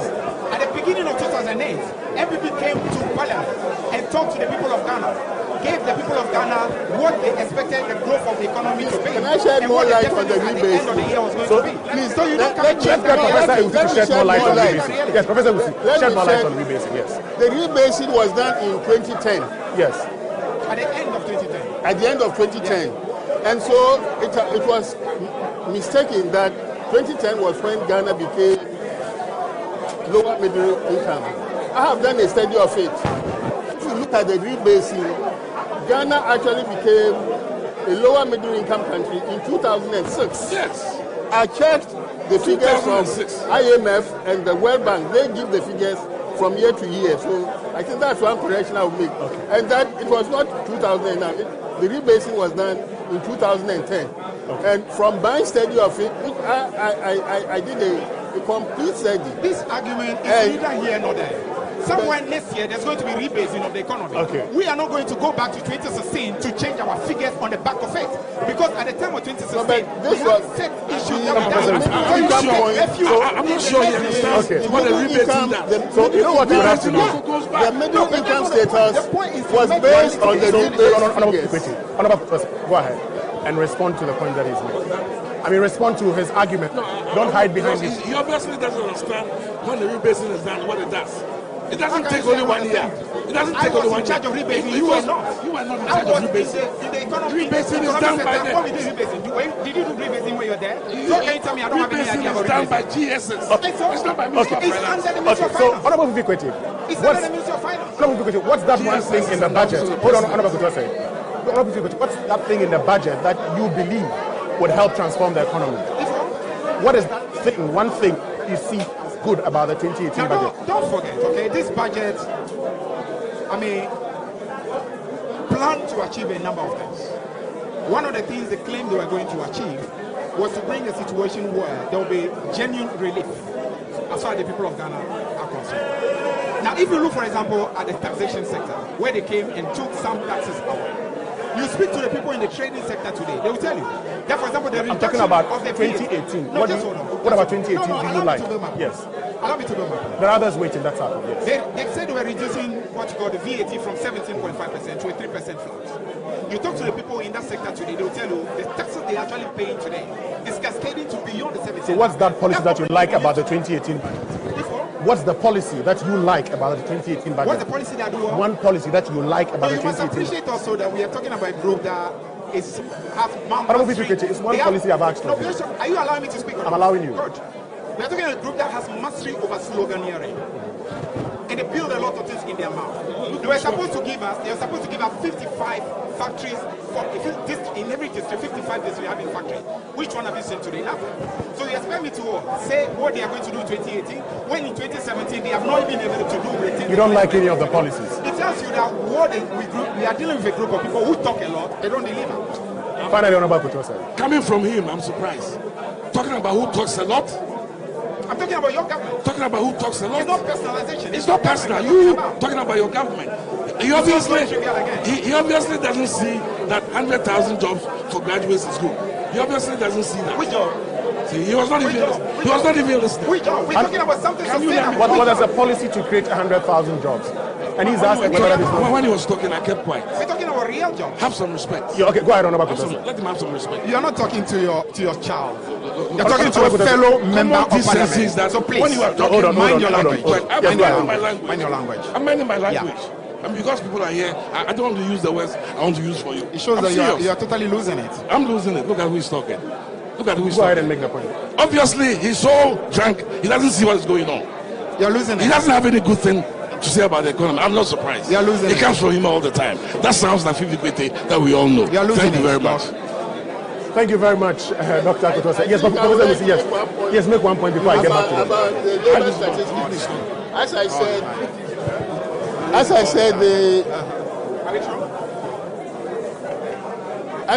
the statistical service needs to be reinforced. So there should be a database. Then next year you can look at it and see what has really happened. Like the fact that it said 100,000 people will be employed. Now, if you take the database now, then you can later find out whether this has been accomplished or not. So I think that there's a strong need, since this government is geared towards employment creation, to get the statistical service well endowed with funds and with resources to keep on tracking the data on labor. All right, so let me just say that we've also been joined by my colleague Bright Kwesi Asempa, who is the host of Oni FM's Morning Show. Asempa, where are you, Asempa? Quite interesting. It was a Saturday here. Yeah, no, need to be seen.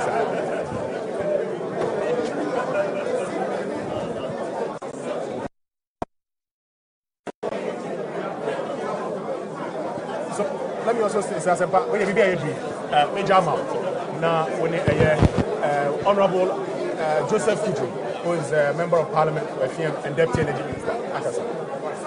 Well, we're seeing the social TV3 and live on 95.1 FM. Connect 97.1 FM WhatsApp radio. Adwuma 87.9 Kumasi, as well as 3FM 92.7 and 3news.com. Honorable Joseph Kujo, a member of Parliament for Efia, and then in the budget come on. Honorable Mwakwa Babibi Aboko there. Right, yet your budget, you know, now after quickly, my phone call electricity tariff reduction. No, near said the Abebwa, residential up to about 13%. Now, as in because now for 13 and they began at least 50%, and I'm more expecting. Why 13%? What went into it?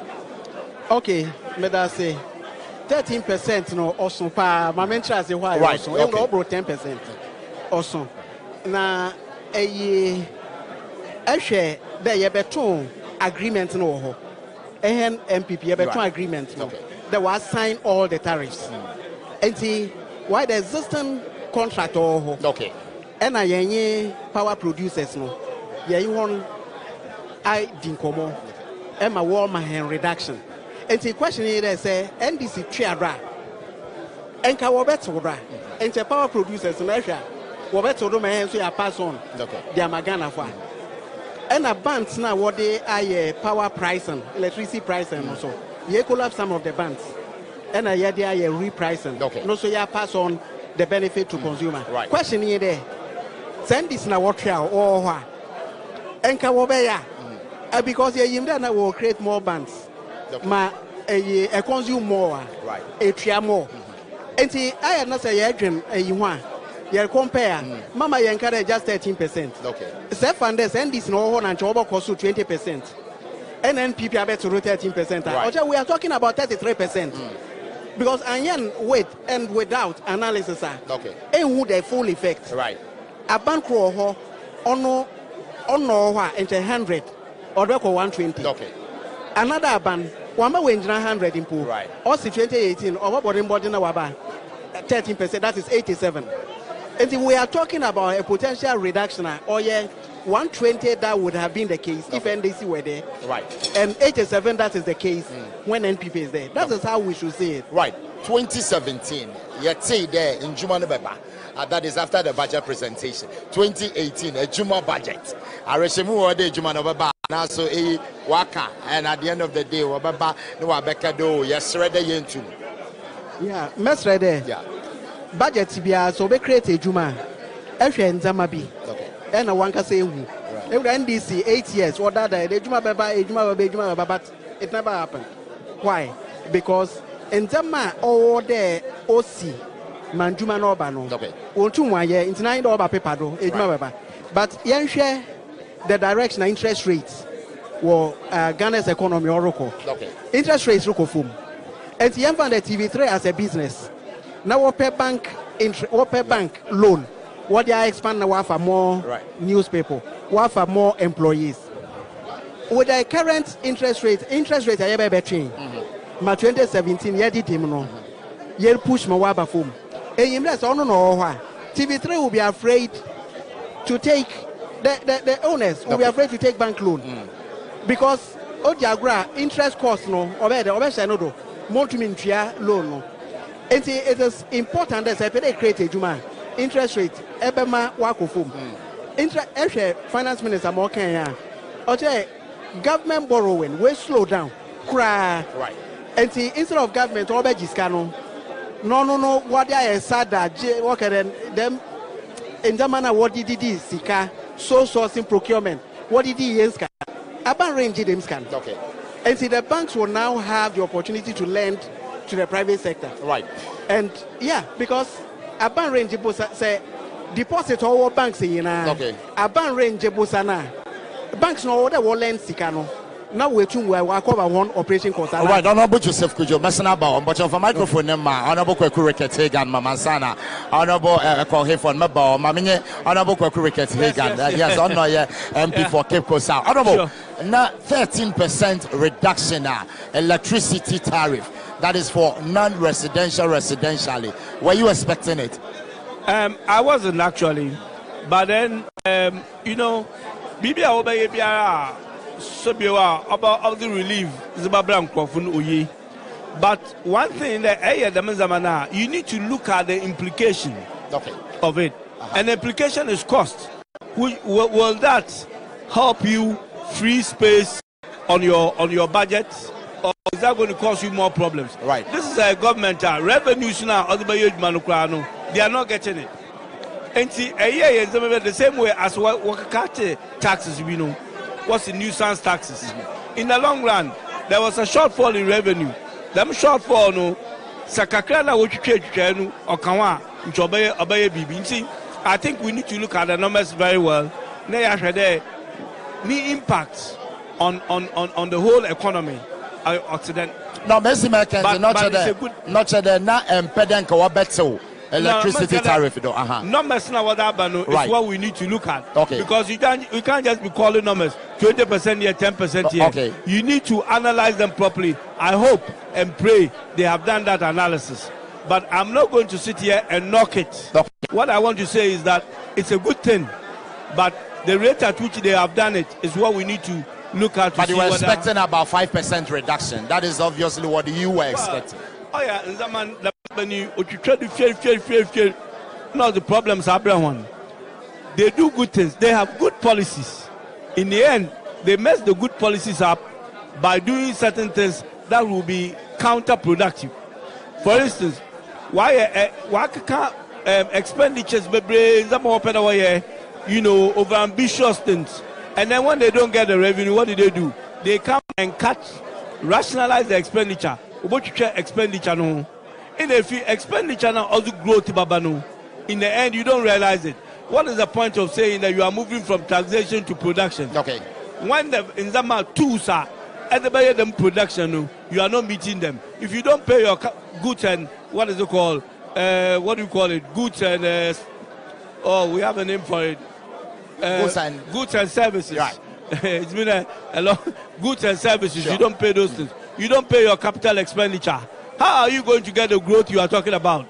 If these people are being paid and they are not working because when you're too slow, how would you get the growth that you are talking about? So taxation to production is not an event. You need other things in the economy to work, and one of them is that you don't set up over ambitious expenditure. Now also, but don't you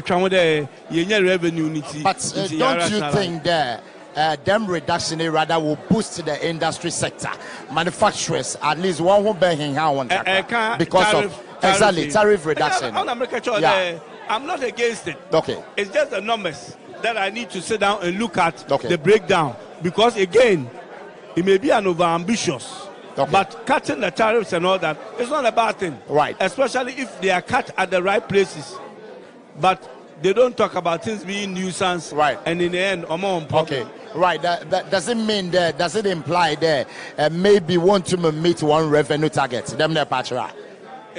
It's clear. The picture is clear that when you do some of these things, the kind of money that should come in, you don't get the money. Right. So if you haven't made provision for it, as they ask the 1 year provision for revenue, what's what expanded tax base in Miskaba, we realize that tax base one expanding will be all this.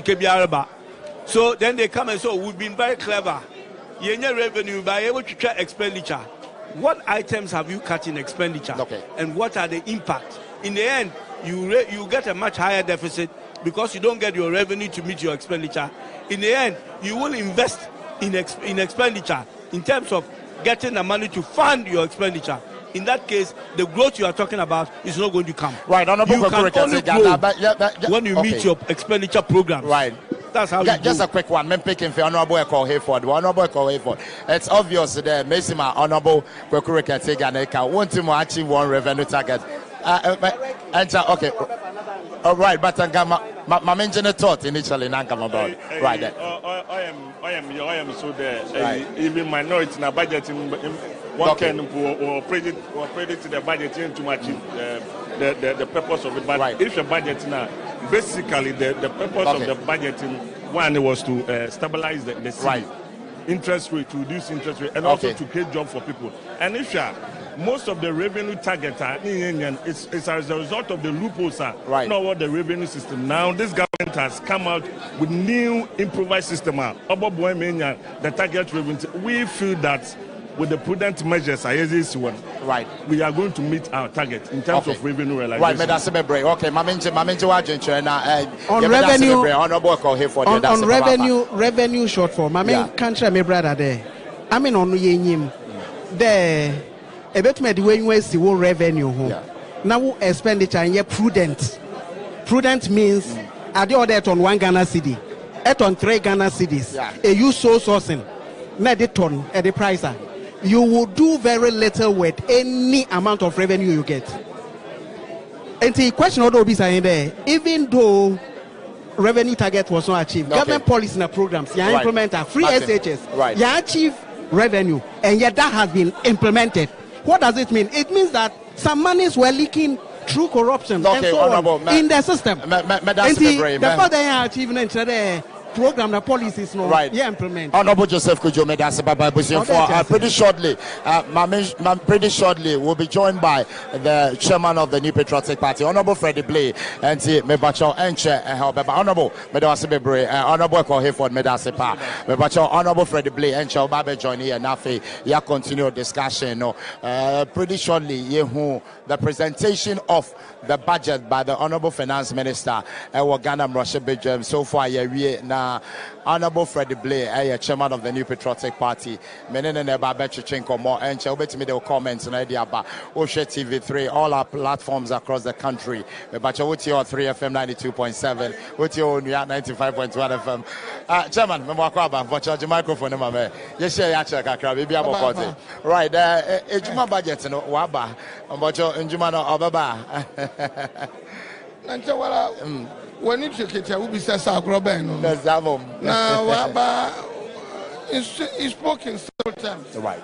Very direct to the point. Okay. No, Waka, we review the situation. Right. Waka, the indices. Waka mentioned from where we were at the inflation. We'll talk about GDP growth, you know. Now, right. And percentage of it into the GDP growth and so forth. We'll review all these things, you know. This is what we want to create. Government has thought of it, creating 100,000 jobs. And it's not just jobs for the boys, but to the various sectors of the economy and the endeavors. So that civil service and very related agriculture. What about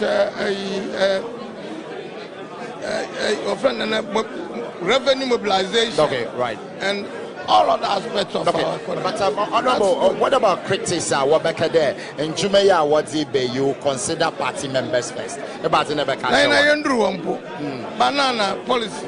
Now, share Ghana for 100,000. Only MP for pushing over for 1 night. Is that what your fear is? You don't need to worry. The government wouldn't do that. Right. Our government will allow all Ghanaians from various hospitals, graduates, and young graduates. Okay. Various people from various parties, backgrounds, right. where they'll come up and then look for the jobs, and we wouldn't discriminate against other people. Right. I think this should not be the fear of anybody. Right. I believe that in some of our case, the economy can continue if we work together and we bring the discipline which we need. The economy will bring more jobs. Okay. Will bring more prosperity. Ghana for the temper. Right. Okay, Medasa Baba, Ghana Befanin Tampa Fra Oncha, I'll hand over to Winston Amwana, Wachiado, on the Sylvester Mensa. Winston, are you ready at Yaduma? Legend right now. And Chairman said, Jumano, uncle you, only party members, and they are uncle party members. Chairman Mubajo, Mike. Not the people party for, other people belong to different parties. Why are you talking about percentages now? It's a question of qualification. It's a question of readiness. It's a question of... It doesn't matter where you are coming from. It should be for Ghanaians. And people for Ghanaians. And this is for Ghanaians. Some say your party is very good at sloganeering. I mean, some say your party is good when it comes to slogans. You have slogans for basically everything, but delivering becomes a problem for you. And so, how sure are we that this is not sloganeering? They deliver. MPP will deliver on its promises. Just as the minister was telling the whole parliamentarians that we promise this, we are delivering. We promise that there will be free education. People said it wouldn't. My very good friend sitting here, Sylvester, people said, no, it will not happen. It has happened. We said there will be allowances for teachers, for nurses, and they thought it wouldn't develop. We said we will reduce taxes. We said even DUMSO will stop and even tariffs will be reduced. Some said we were just giving promises. We've delivered. There will be more. Tariffs have been reduced. More, we have done great things. There's a promise of a reduction in tariffs. He accepts it. Naturally, the PRC will approve of this. Oh, they would approve. But we are convinced that the PRC will look at it, look at the various service providers when it comes to the industry, and we are convinced they will approve. Okay, let me get to Honorable Sylvester. What's your own assessment of that? Well, I mean, picking up from where my good brother left off, we are experiencing an abdication of moral leadership within the MPP government. We have a situation where we have a government for the MPP rather than a government for Ghana. We have seen situations where in the public service, in the civil service, all who are perceived not to be members of the MPP are being asked to leave. Some are being dismissed. Some are being having their appointments terminated. Others are being transferred. I mean, and in some cases, you could tell of constructive dismissals. But that is not the point we are here for. Yes. We have listened to a budget. When you listen carefully to the budget and perhaps take a few steps back to the budget that was read for 2017, the theme was sowing the seeds for jobs and growth. And then following from there, we had a media review, which theme was the Asempa budget. And then immediately for 2018, the theme is putting Ghana back again. You could tell straight away that there is no correlation between and among these themes. It tells you that the form of this budget is faulty, and it reflects in the content. If you come into the content of the budget, you will see clearly that we have a situation where the arrears regime we have is so high, irrespective of how we generated the arrears. The arrears we have are so high. Doesn't it matter how we generated arrears? In 2017, doesn't it matter how the arrears was I said irrespective of how the arrears were generated. I didn't say that it doesn't matter. I'm saying that irrespective of how the arrears were generated, in 2017 we were able to pay arrears of about 600 million. We do know that the current stock of arrears from us to sit here today is well in excess of the 600 million. We also have a situation where we have increasing national debt stock. As of January 2017, the national debt stock was around the neighborhood of 122 billion. By June this year, the national debt stock had risen to 138.6 billion. They actually been able to reduce the debt to GDP ratio. Here we are being told by the finance minister that we are reducing debt. Doesn't it matter? It is, well, statistics can be used in different forms to achieve different purposes. So you're using it differently to achieve your purpose. the real reality, the truth about the matter is that our debt stock is increasing. And then in this year's budget, we also told that we expect a deficit of in excess of 10 billion. And we also been told that over 70% of this deficit for 2018 will be financed locally, which also means that we are going to crowd out the private sector from securing credit from the banks. I mean, and in the same breath, we are talking about stimulus packages. We are talking about supporting small businesses. You, would this budget it is inconsistent. Will the budget create jobs that it promises to create? Well, we are talking about 100,000 jobs in the face of dwindling fiscal space. When we are unable to clear NHIA arrears, we are unable to effectively meet the demands for free SHS in a situation where our expenditure appears to be ballooning.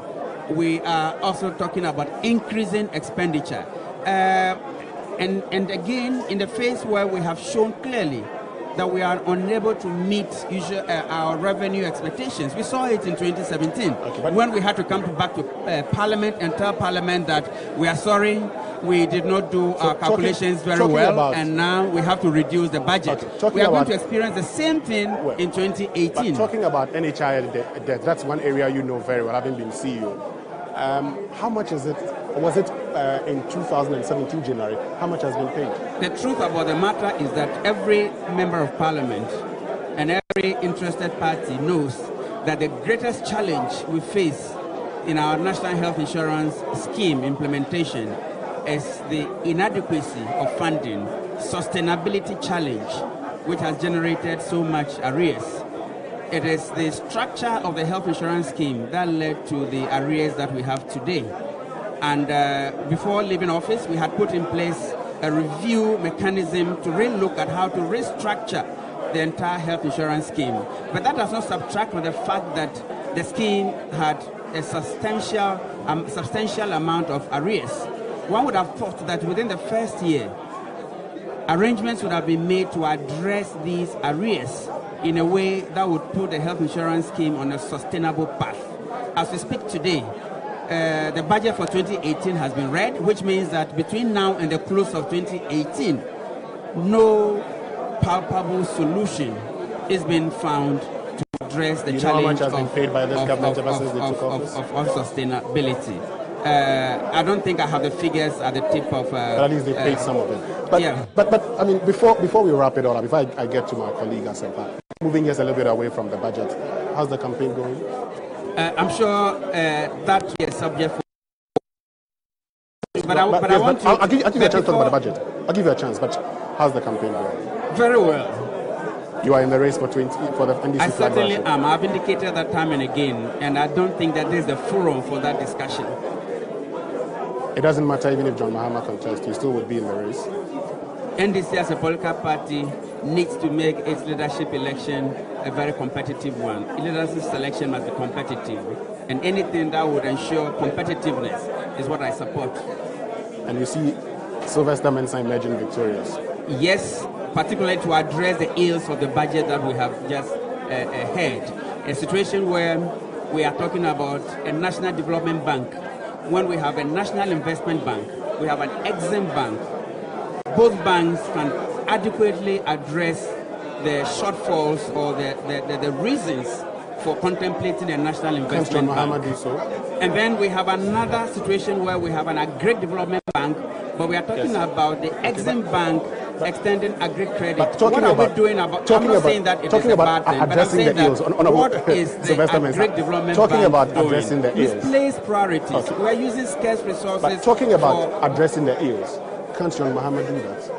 Your party chairman seems to. I think that you are changing the debate of this. We are talking about the budget. That's what I just brought this in. I would want to have a full discussion with you on issues relating to leadership in the NDC. That's a promise you've made. Yes, it's a promise I have made. All right. But for now, let us dwell on the budget. So now dwell on the budget now. I like the promise bit. You can go ahead with the budget. Thank you very much. I think that this is a fantasy budget.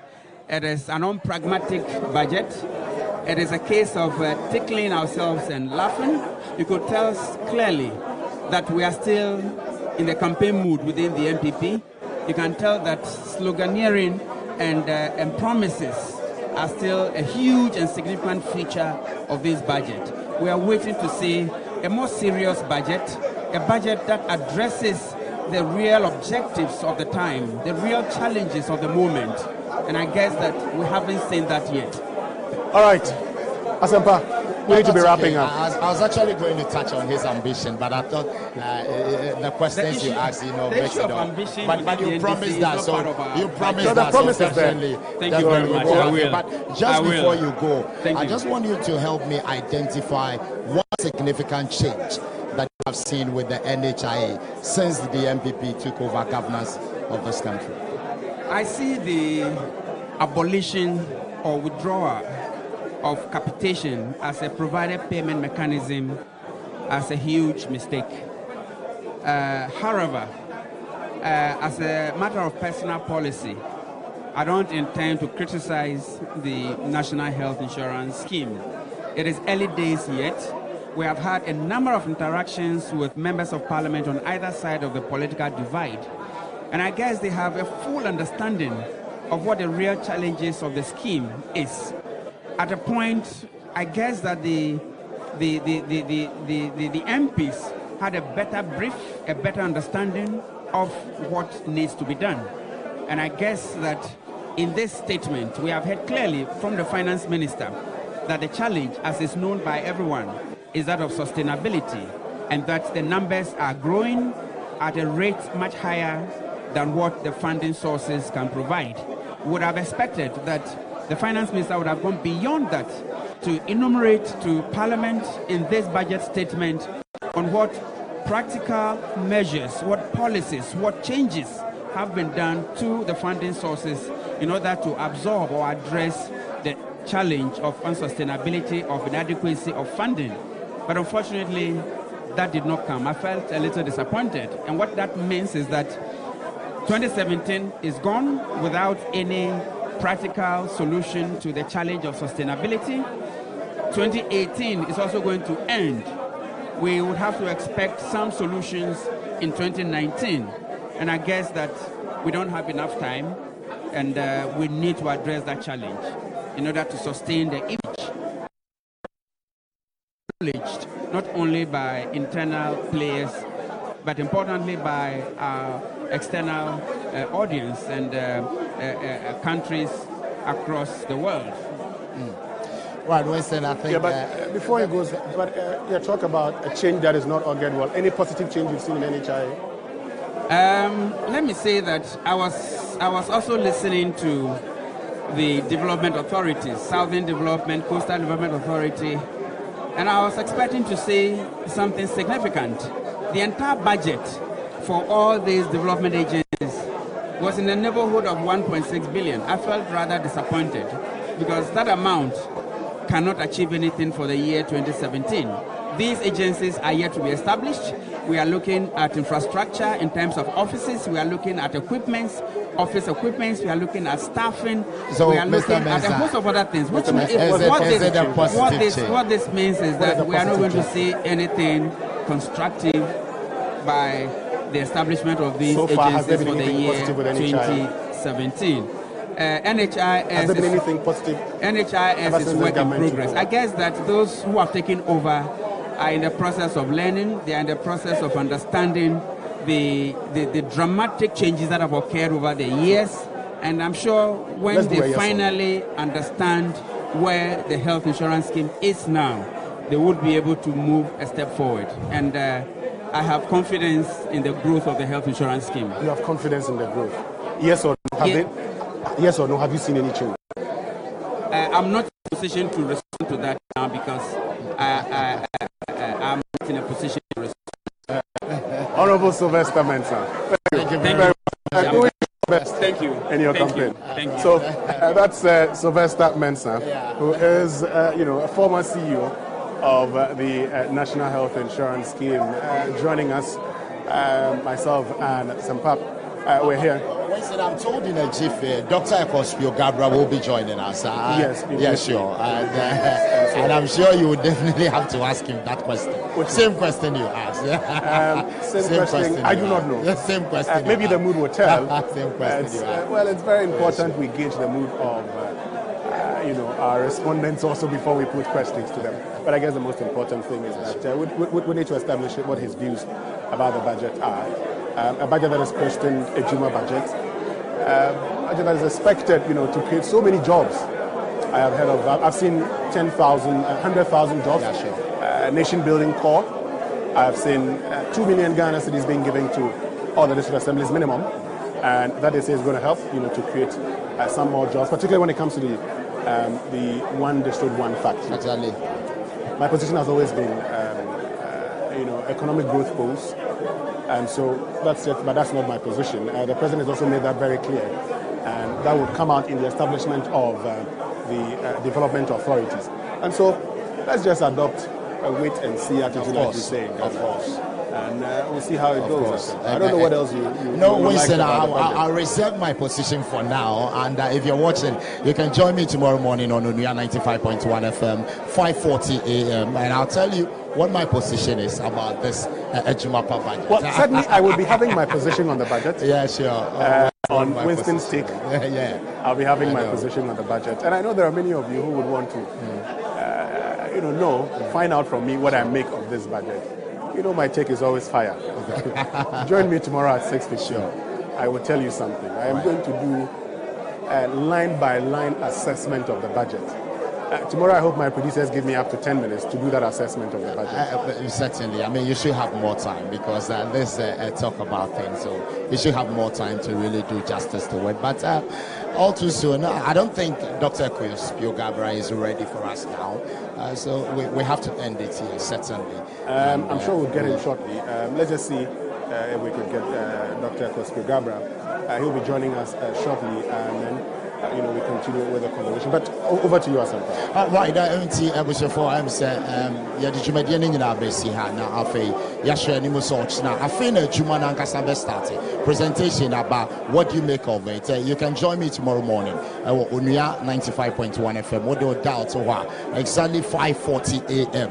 I'll be in the seat in the end discussing it further. I mean, him say, wow, bosoka, wow, to koko, wow, to tomatoes were jump. Munina a family. And in the Yankam Yan Fiano, Yan Shesed, Winston. And you're missing country, I got him from Brooklyn. Really, I could see us and from Medawas, the Grace, who come home. And a brand Nanfu, now, yeah, the budget coverage, bro. Nemo channels so much now. Just make a date with me tomorrow, right from 5:55 a.m. to 10 a.m. for an unforgettable moment on Sunrise on 3FM 92.7. We promise to bring you a review of the budget that you've not seen and heard anywhere. We'll be discussing this with the people who matter. It is not about the politicians all the time. It's about you. So if you're concerned about yourself, join me as we discuss issues that would have an impact on your life. My name is Winston Amwa. You have a lovely day and see you tomorrow. Right, sure.